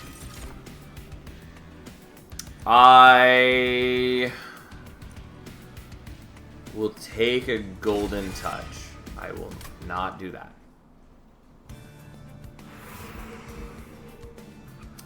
I'm gonna go... Where do I want to go? So... I actually might want to go for the Remnant banner. In the ideal world, I kind of want to get, like, Hothead. And also going to the Merchant of Magic lets me do either, like, Holdover on the Primitive Mold or Holdover on the Golden Touch, both of which are pretty decent for me.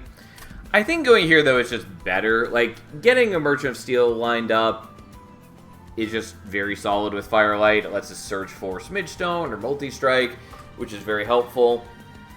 I could also maybe give some extra burnout to the draft if I wanted, to make it easier to line them up so they're not guaranteed to burn out on the first turn unless Fade dies and extends their burnout. But also, like, Remnant units are good. We could hit like Wickless Baron, maybe even Wickless Tycoon, Paraffin Enforcer, even Paraffin Thug is pretty okay. There's a lot of decent things we can hit. Dualism. Yeah, I mean, we'll take the Paraffin Enforcer, I guess. I mean, that is good. I just don't know if I really want something else instead.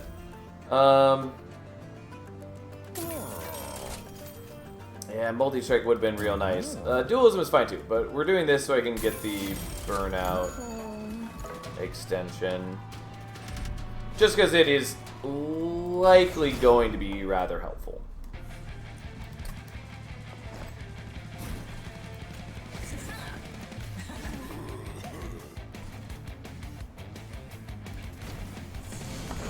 Okay, we're going to leave capacity open for other things, even though that ended up not being terribly helpful. Alright, time to take some fire damage, I guess.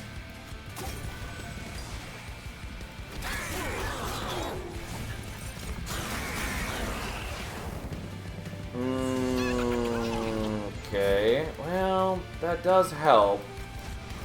It's not as helpful as desired, but it's something.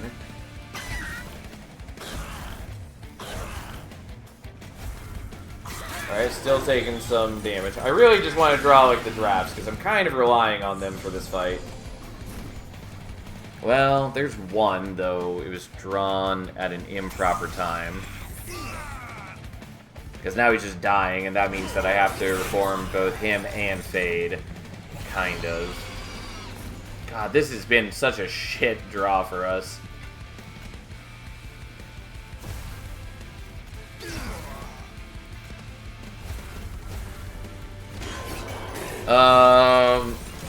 Technically we have the Purifying Cleanse to maybe heal him up.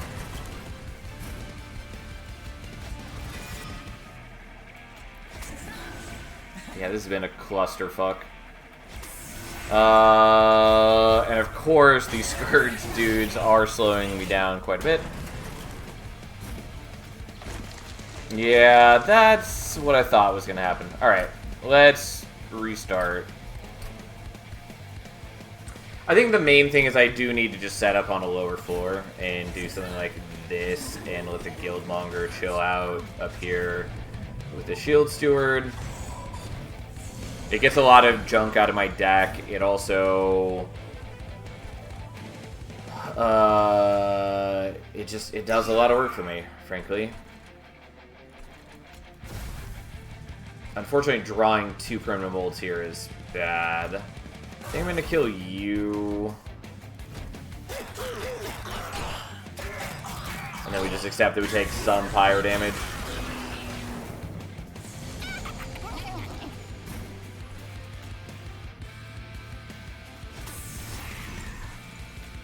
Well, I'm gonna greed for that because boy do I want it, even though it is sad. And I'm gonna do that even though it's dangerous to put more things in the reform pool.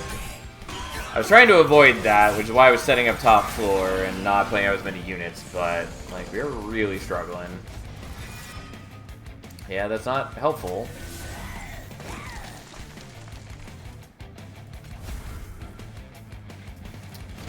Well,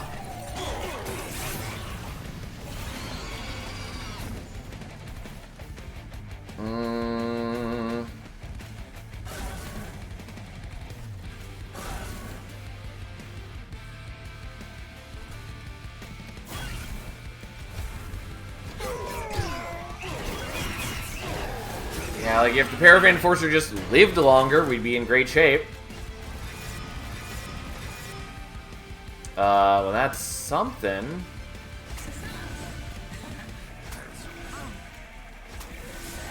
Okay, there we go. Clumsy as fuck. We get there. Also, we get one more horde from the Guildmonger dying, so that's something.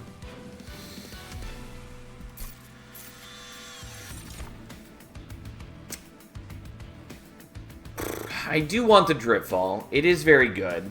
Hallow Drippings also mitigates my problems by a pretty hefty margin.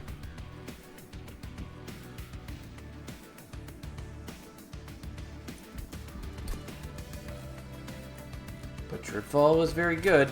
I'll take the Hallow Drippings, I guess. I don't know. Here we are. I will loot this.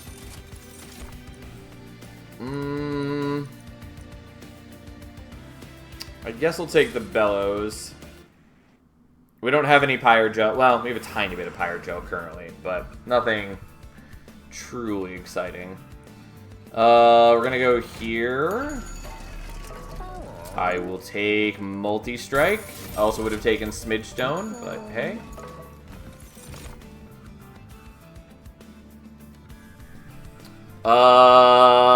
Interesting, but not really helpful to my needs right now. I mean, obviously I could just take it, but I'm gonna not. I think I'm struggling enough at the moment.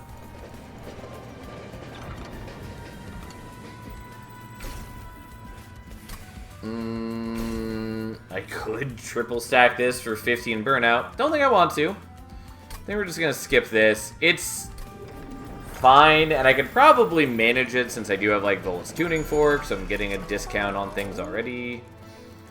But it's just not what I want.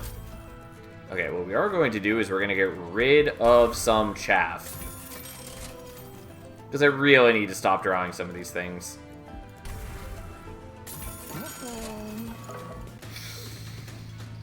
Okay, the knockback I'm not wild about here, but we'll see what we can do.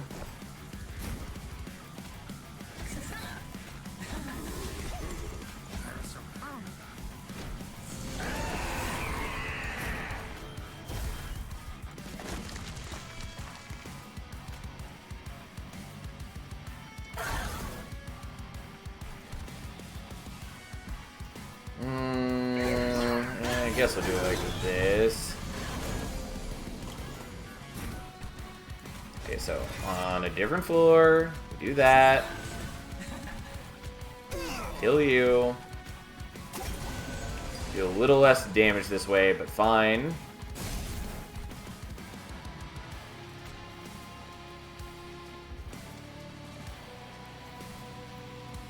Yeah, we'll wait. I do kind of want to do it because I am worried about him running out of burnout. That has been a problem. Although that should be less of an issue soon. How does Quick and Legion of Wax interact? Does it attack you and after it gets killed and spawns the little dudes? Yes, or at least it's how it was in Monster Train 1. I honestly don't remember in Monster Train 2 if that's the same way. I would assume that it is. But yeah, that is how it did work. This is going to look weird. We're going to do that so we can get Fade killed this turn. But yeah, Legion of Wax has a couple weird interactions. But that's the main one that's a bit strange. Because it is sort of different from how literally everything else works. Yeah, no worries. You're welcome.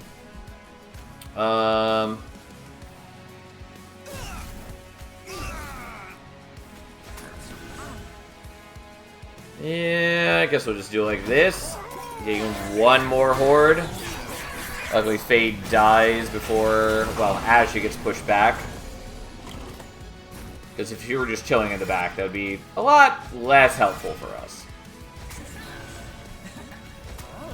I am willing to take the sap just for that, and then we'll get a bit of damage out. Actually, let's get some damage on you, and you're just burning out next turn anyways. I don't know. I knew that, and then I made myself worry about it, and then turns out don't need to worry about it. Regardless, we're fine. I did take a chunk of damage on this fight, but the further we go, the better we get. Oh god. I could do Howled Halls, but it...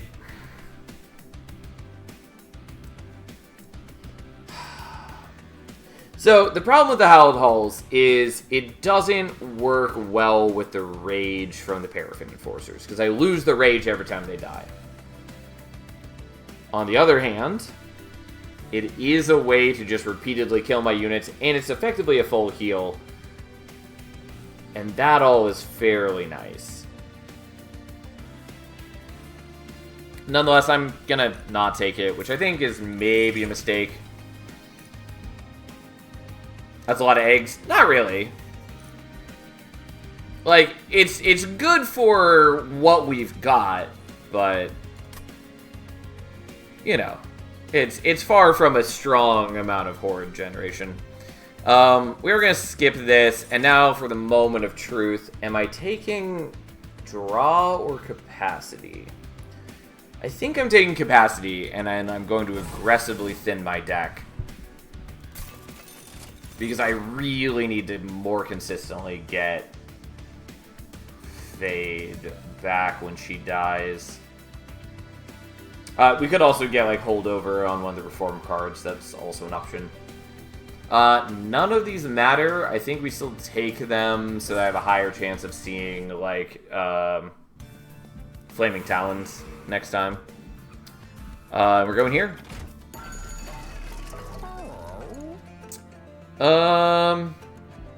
Maybe... without question, we're just doing Firelight 2.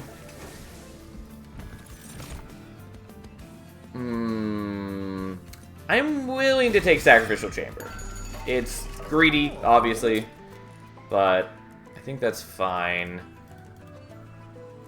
I don't think I actually need double sack on that. If anything, I just want, like, permafrost. Okay. I would like holdover on the golden touch.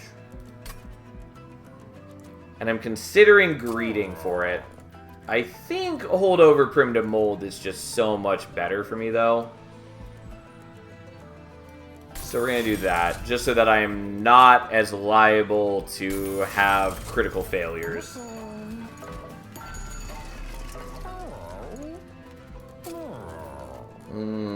Yeah, this is what we got for now. It's fine. I do really want to dupe the Paraffin Enforcer. Oh well, here we are. Kel is the worst.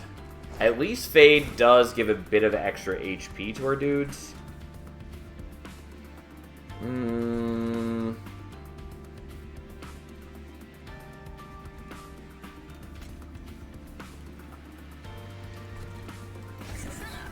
Guess we'll try it like this. Already forgot that I have extra capacity.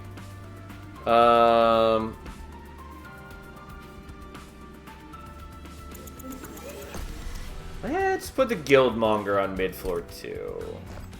Although it is Heaven Seal. Alright, I guess let's do it like this.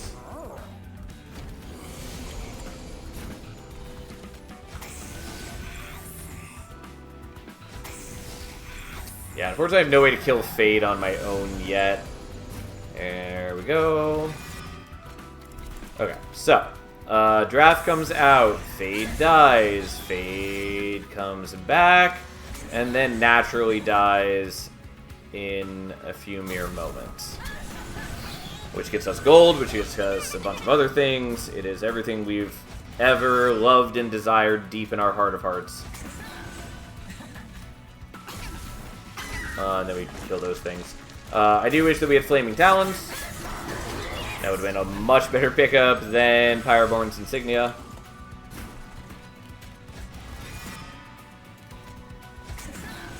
Okay, so you're still dying. Everything is on track. And then we're going to kill something else because we can.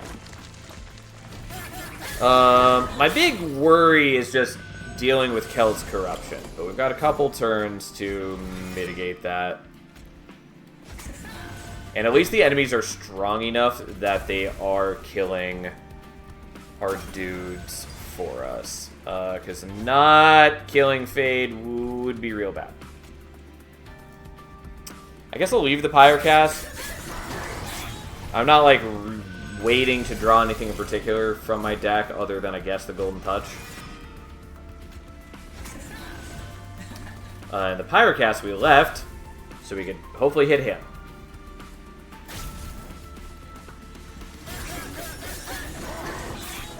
Just because essentially I'm going to be on a race against the clock against him, and so having a little bit better damage output helps.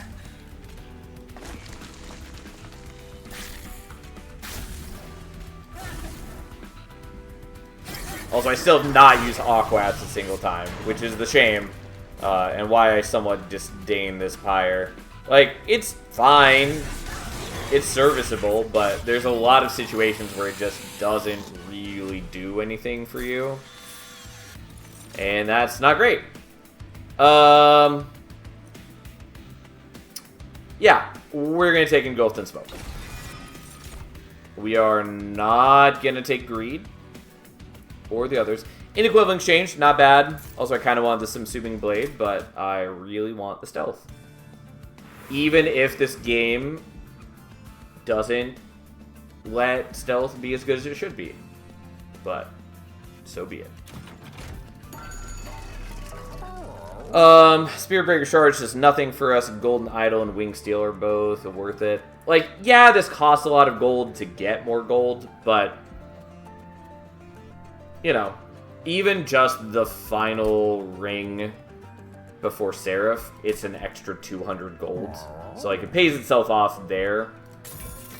I guess I take Wing Steel. Expanded Coffers is cute, but I don't think it's really feasible that I'm hitting Max Horde Except in a very bizarre world.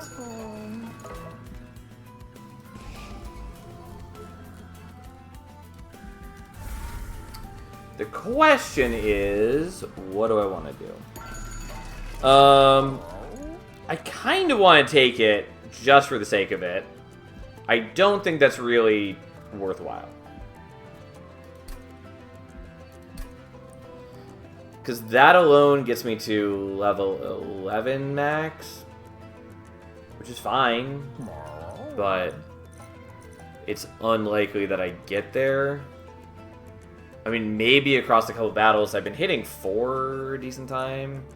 It only really matters if I get here. And I'd have to cash out at least once more to see the other Horde extension. And I don't think that's worth it. I think we're probably taking Jack Strips. It's mainly worth it for Horde Dragons. I would disagree with that. Like, it's good for Greed Dragons, for sure. But, I mean, like, getting to 12, 13 is very good, even if you only get there, like, once. And if you have any decent Horde generation, it's not hard to get the other Horde extension. Big if. I don't think so. The biggest, like, ask on doing that is getting expanded coffers. And if you see expanded coffers anywhere early to mid-game, like, it's pretty doable as long as you see expanded coffers. Seeing the other one is not too big a deal. Again, this is, you know, not saying every deck is going to do this or it's applicable to every deck or appropriate for every deck. But if you have any semblance of Horde generation, it's not too hard to get the other one. Since you deplete the Pyreborn minor artifact pool pretty quickly. There's just not that many things in it, and if you're seeing the choice of 3 each time, you have a good chance of seeing the other one. All this said, pretty confident we don't want expanded coffers. Furious Inferno does nothing for us. I'm mostly hemming and hawing on whether we want the Jack Strips, and I think we do. It's just good. It's just... It makes it a little harder to get Fade killed later. And also, I don't know if we're going to need it, because we might just be doing Engulfed in Smoke anyways. Nonetheless, we'll take it. And then this is 100% Paraffin Enforcer number 2. Minus Ember is a bit painful, but manageable. Okay, I guess we're setting up mid-floor again. And greedily, I'm going to put him there, even though I shouldn't.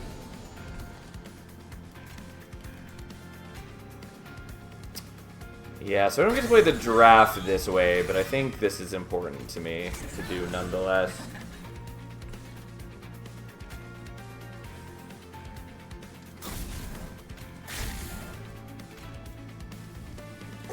I think we're fine. The Paraffin Enforcers stack up power very quickly. I do get... I was going to say Corrupted this way, but not when we have Fade. I already wholly forgot about Winged Steel. You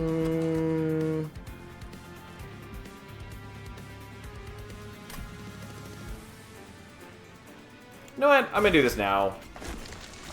It just barely matters to me.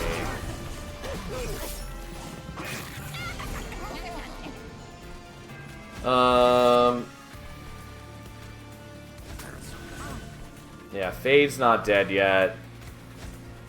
I was really hoping I'd get a way to kill the Guildmonger, but alas.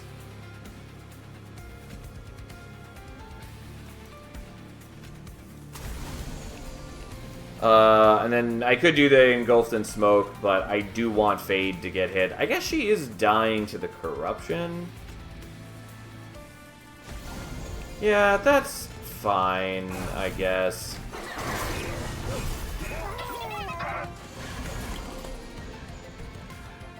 Never mind, she didn't die of the corruption because I was taking into account that she was going to be taking more damage from the guy who was attacking, which she didn't. Of course. Well, not a big deal, I guess. Here we are.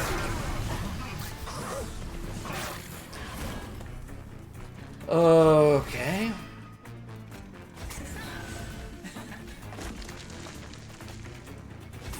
Well, we finally have the other giraffe, and that's enough to get her killed, which is useful.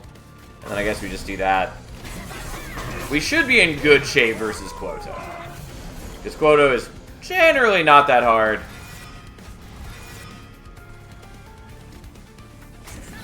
I can't kill you. You know what? I'm willing to kill my own dude just for the horde. And we can bring back. He loses the rage that he had built up and loses some of the burnout, but I am doing a pretty decent job of horde generation now, but alas, I didn't take the extension. And I did start with 2, since I hadn't cashed it out after the last battle. Nonetheless, it's pretty decent.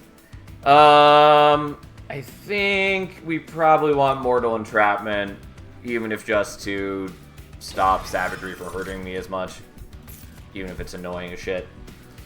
Not helpful. Not important anymore. We'll just take the +2 on turn 1 and see if it matters to us. I'll take Ancient Pyre Tap, I guess. None of those are wildly applicable to me at the moment. And then we're going here, looking for Holdover and Intrinsic, hopefully. We'll do that. I'm gonna do that.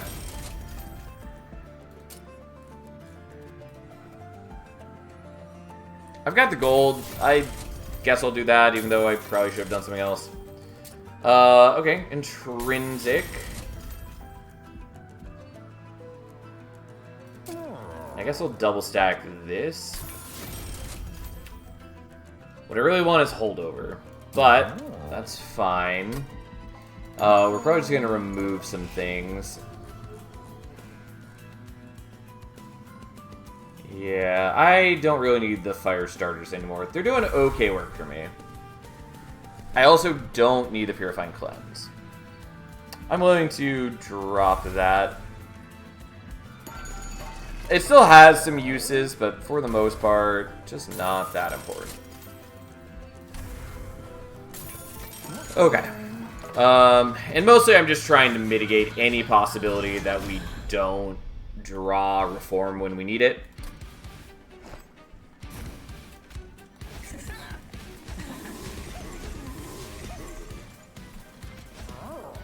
Unfortunately, Kale's not actually strong enough to kill you, but fine.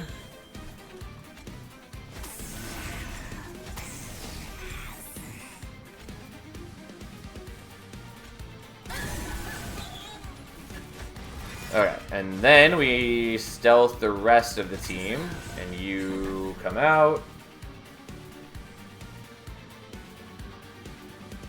Yeah, so it looks like some of the corruption is ending up on you, which is not ideal, but fine.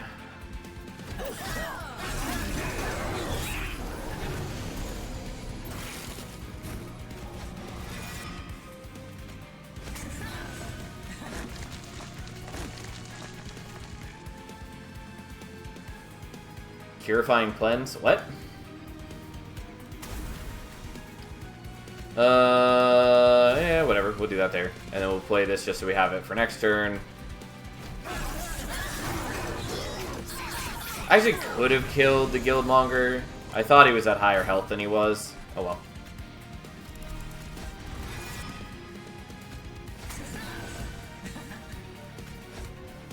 And I could daze you for a bunch, but I actually want you to murder my dude. So, whatever. Oh, and I do have Aquas. I already forgot that I had it, because it has been so irrelevant to me.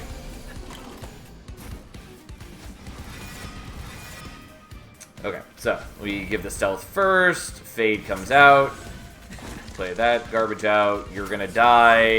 We remember to play that just because. Although with like having thinned my deck out in the way that I have, it is a lot less difficult for us to draw what we want to draw.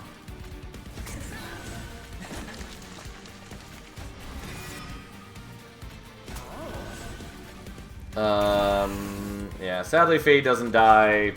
Whatever. I got some Horde. I healed my Pyre a little bit. Living the dream.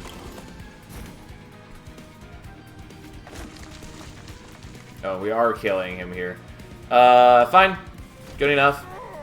I get up to 5 Horde. That's okay. And thus, Kale is ended. Dragon Staff is good. Not what we want. Maybe want the Wickless Recruitment just for the removal of the debuffs. Yeah, I don't really want to get rid of the Burnout. We'll skip. I think we just want the draw. Yeah, we'll take draw.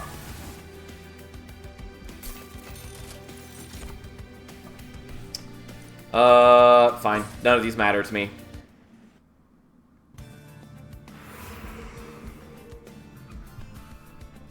Don't really need the healing. Not sure what I would do. Probably the Engulfed in Smoke. Sure. Firelight 3 is very much what we want. Meat Shield doesn't matter. Steward Quarters. Maybe. So 1, 2, 3, 4, 5, 6, 7 currently perfectly matches our needs. And where's the dupe at the next one? It's the Merchant of Steel. Oh, I have a dupe right here that I could use. Already just talked about that. Okay, I think that is what we're doing then. Is we are going to take the Steward's Quarters, make that deployable. We'll stop using the Sacrificial Chamber. Then we might wait to do that. And then we're going to dupe Paraffin Enforcer. I almost clicked to reroll, and I really didn't mean to. I mean, it's fine if I give something to the Paraffin Enforcers. I don't think we need to, though. I think we're just going to get rid of, like, the Pyre Casks for now. Like, yeah, they're a consume card, and they do okay work for us, but they are more or less meaningless draws for me.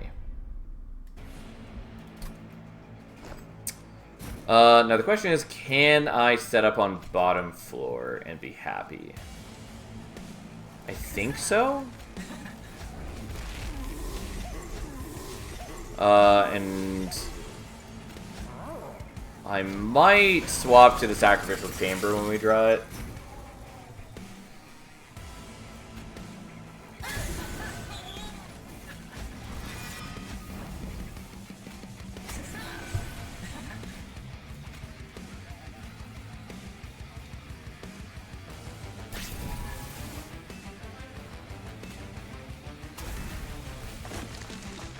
Yeah, so this is about what I expected, is that I'm not quite killing you guys. We do have the Jack Strips, which does help.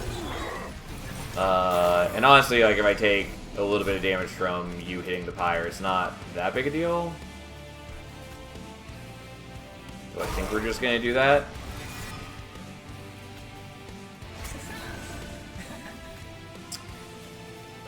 Okay, so currently I do have enough strength to kill things, and so I think we're going to avoid using the Giraffe so that when we get the Sacrificial Chamber, I can swap to that and still have enough capacity to play out Fade. Because just gaining the gold for this fight turns out pretty good.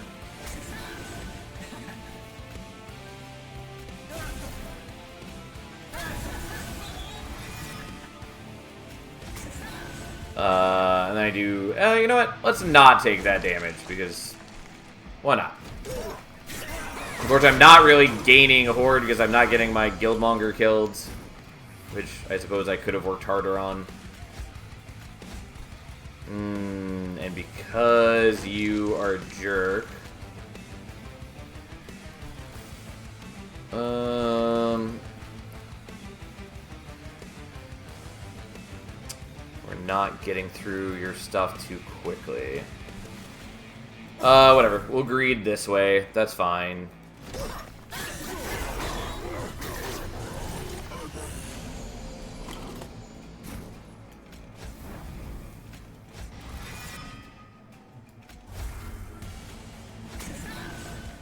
Yeah, and then we're at the stage where we start seeing more of the deformed duos. And yes, I take a little bit of damage on the pyre. It's fine. This is the price of my greed. My pure and noble hubris. Unfortunately, you do have corruption, which... if I had the Purifying Cleanse, I could heal, but I abandoned that. We should be okay overall, though. And yeah, Jackstrips is doing some work for us, for sure.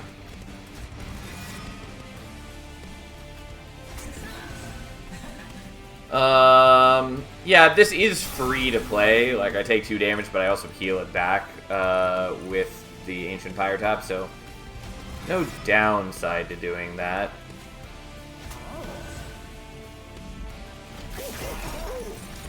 Sadly, he doesn't die another time, but that's okay. Anyways, we still made a bunch of gold. We got to 5 horde. That's fine. Unsurprisingly, hidden coffers does not matter to me. We are going to skip on these, though the Subsuming Blade is kind of cute. But we shouldn't really need help getting Fade killed, especially in the Titan fight. Fine. Only one of these technically matters in any way, shape, or form. And then we're gonna go here, I guess.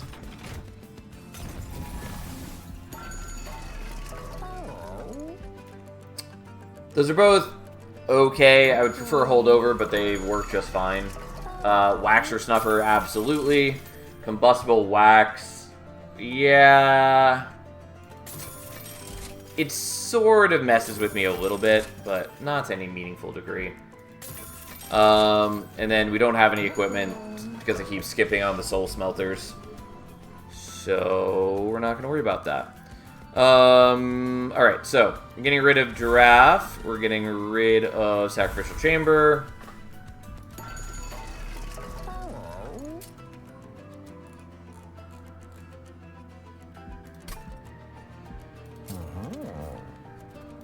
I guess we'll do this just for the sake of it.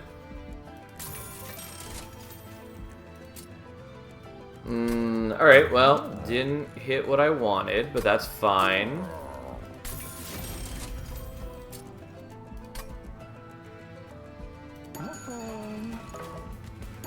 Alright, well, let's remove a couple more things, I guess.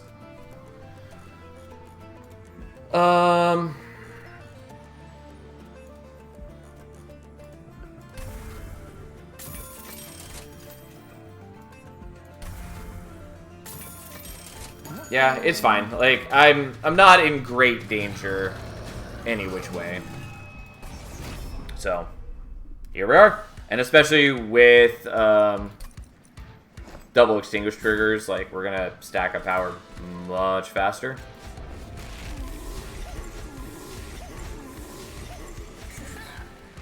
And technically gain more horde.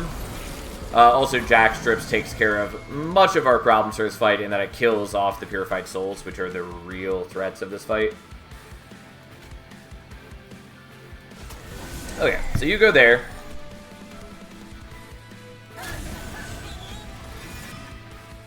We do remember to give ourselves that. If I wanted to, I could hit him with the Mortal and I could hit him with the Golden Touch and then hit him with the Mortal Entrapment to daze him for a bunch of turns, which would be cute, but nah.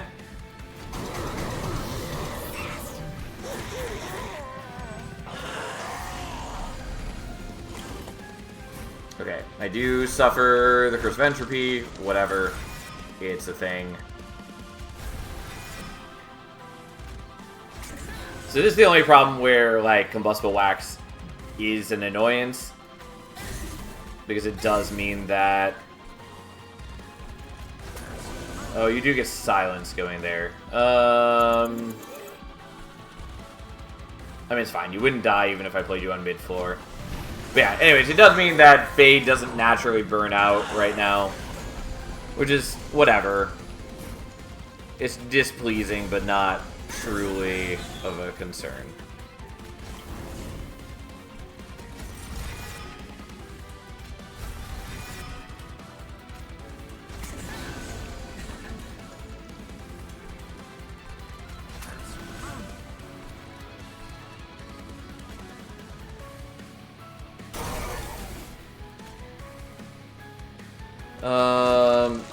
And I could Mortal Entrapment, but that's fine. I mean, it would be nice to do it on the boss so he stops giving me the Curse of Entropies, but I'm not, like, worried about losing here.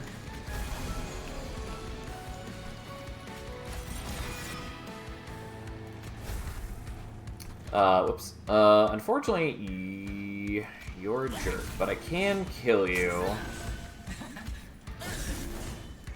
We're gonna play these here just so that Fade is in kill range now. Which is maybe greedy, but mostly doesn't matter. Since we draw into the Engulfed in Smoke regularly. And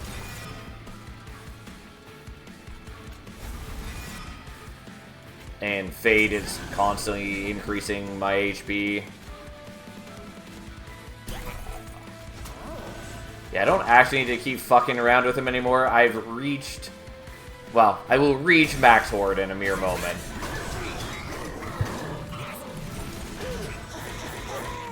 Since I've been using the Golden Touch and I get double Extinguish triggers, so... Stacks up real fast.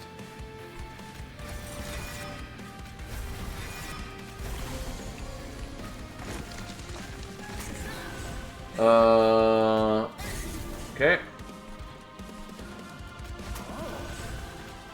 And then we'll daze him for 6 turns, because why not? Yes, look at us go.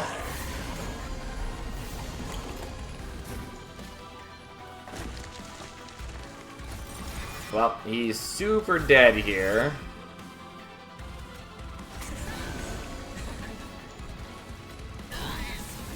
Unfortunately, that does mean that I take the damage from the Vengeful Shard right after. Oh, I still have this. I thought I'd used it already. Well, never mind. Ignore me. I mean, none of this matters. I'm just playing cards for the sake of playing cards. And thus, we triumph. Turns out, a bunch of pair of Enforcers in Fade is still quite good. I'll take Flaming Talons finally. And then none of these matter. I'll just take the gold, I guess.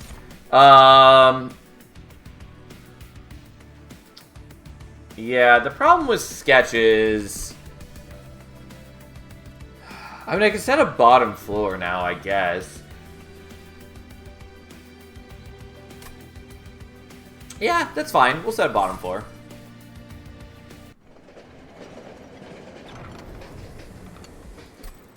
I almost accidentally clicked on leave for the first time, like, ever. Alright. So, we should be largely in fine shape. Obviously, I have not really any way to speed up Dominion. That's fine. I have full health. I'll be okay versus everything else.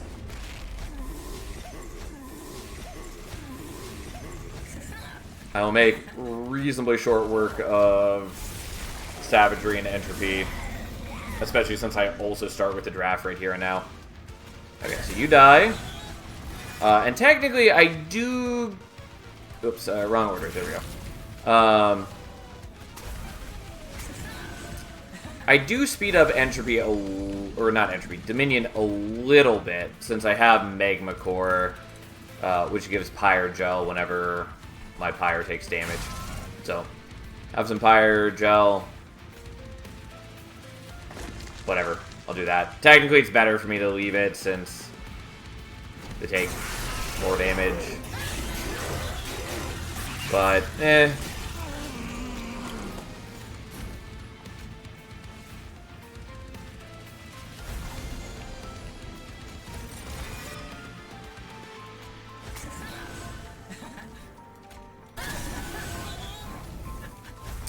Alright, we just keep extending our things.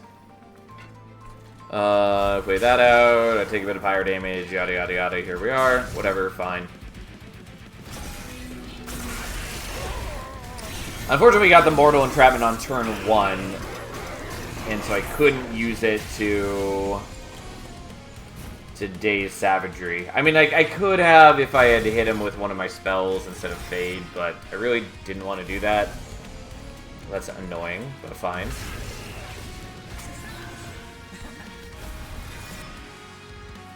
We can play out the Guildmonger, all the good it does us.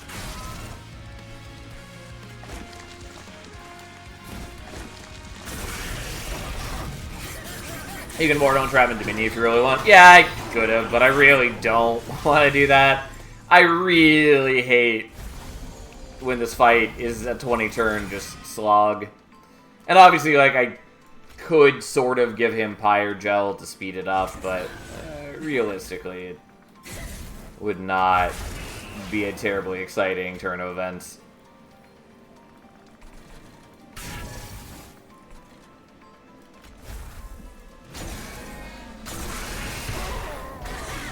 Okay, and then Fade dies to the Corruption. Sadly doesn't die before all the attacks, but, you know, it is what it is.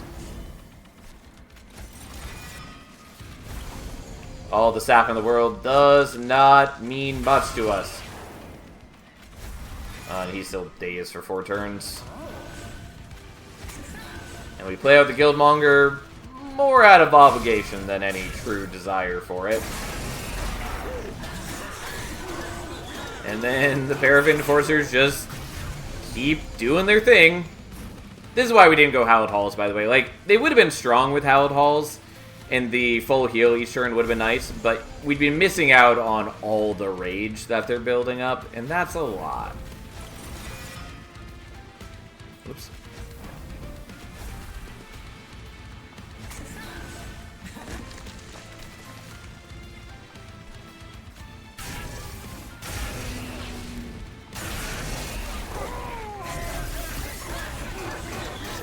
Okay. The minion should fall now. Wow. Soon. There we go. Ta-da! The classic Firelight Fade and Paraffin Enforcers. It's even better in some ways than it was in Monster Train 1, since you can get Dualism and Smidgestone. So there are more things you can hit at the shop that are helpful, and it's easier to line up a large floor. And the larger the floor, the better Firelight Fade gets. But yeah, there we go. Anyways, another beautiful crown added to the pile. And so it goes. Anyways, we're stopping there for the night because it's 2:18 and I normally stop at 2:30, and I'm not starting another run like I did last night because I gotta sleep and stuff, and that's just a requirement. So, anyways, thanks for hanging out. We'll be back tomorrow. We'll play more Monster Train. We're getting close to the end, kind of. We're still a ways, but that's just because it takes a while to do all of these runs. But, you know, not that much longer. Only a little bit longer. Regardless, thanks for hanging out. Have a nice night, everyone. I will see you tomorrow.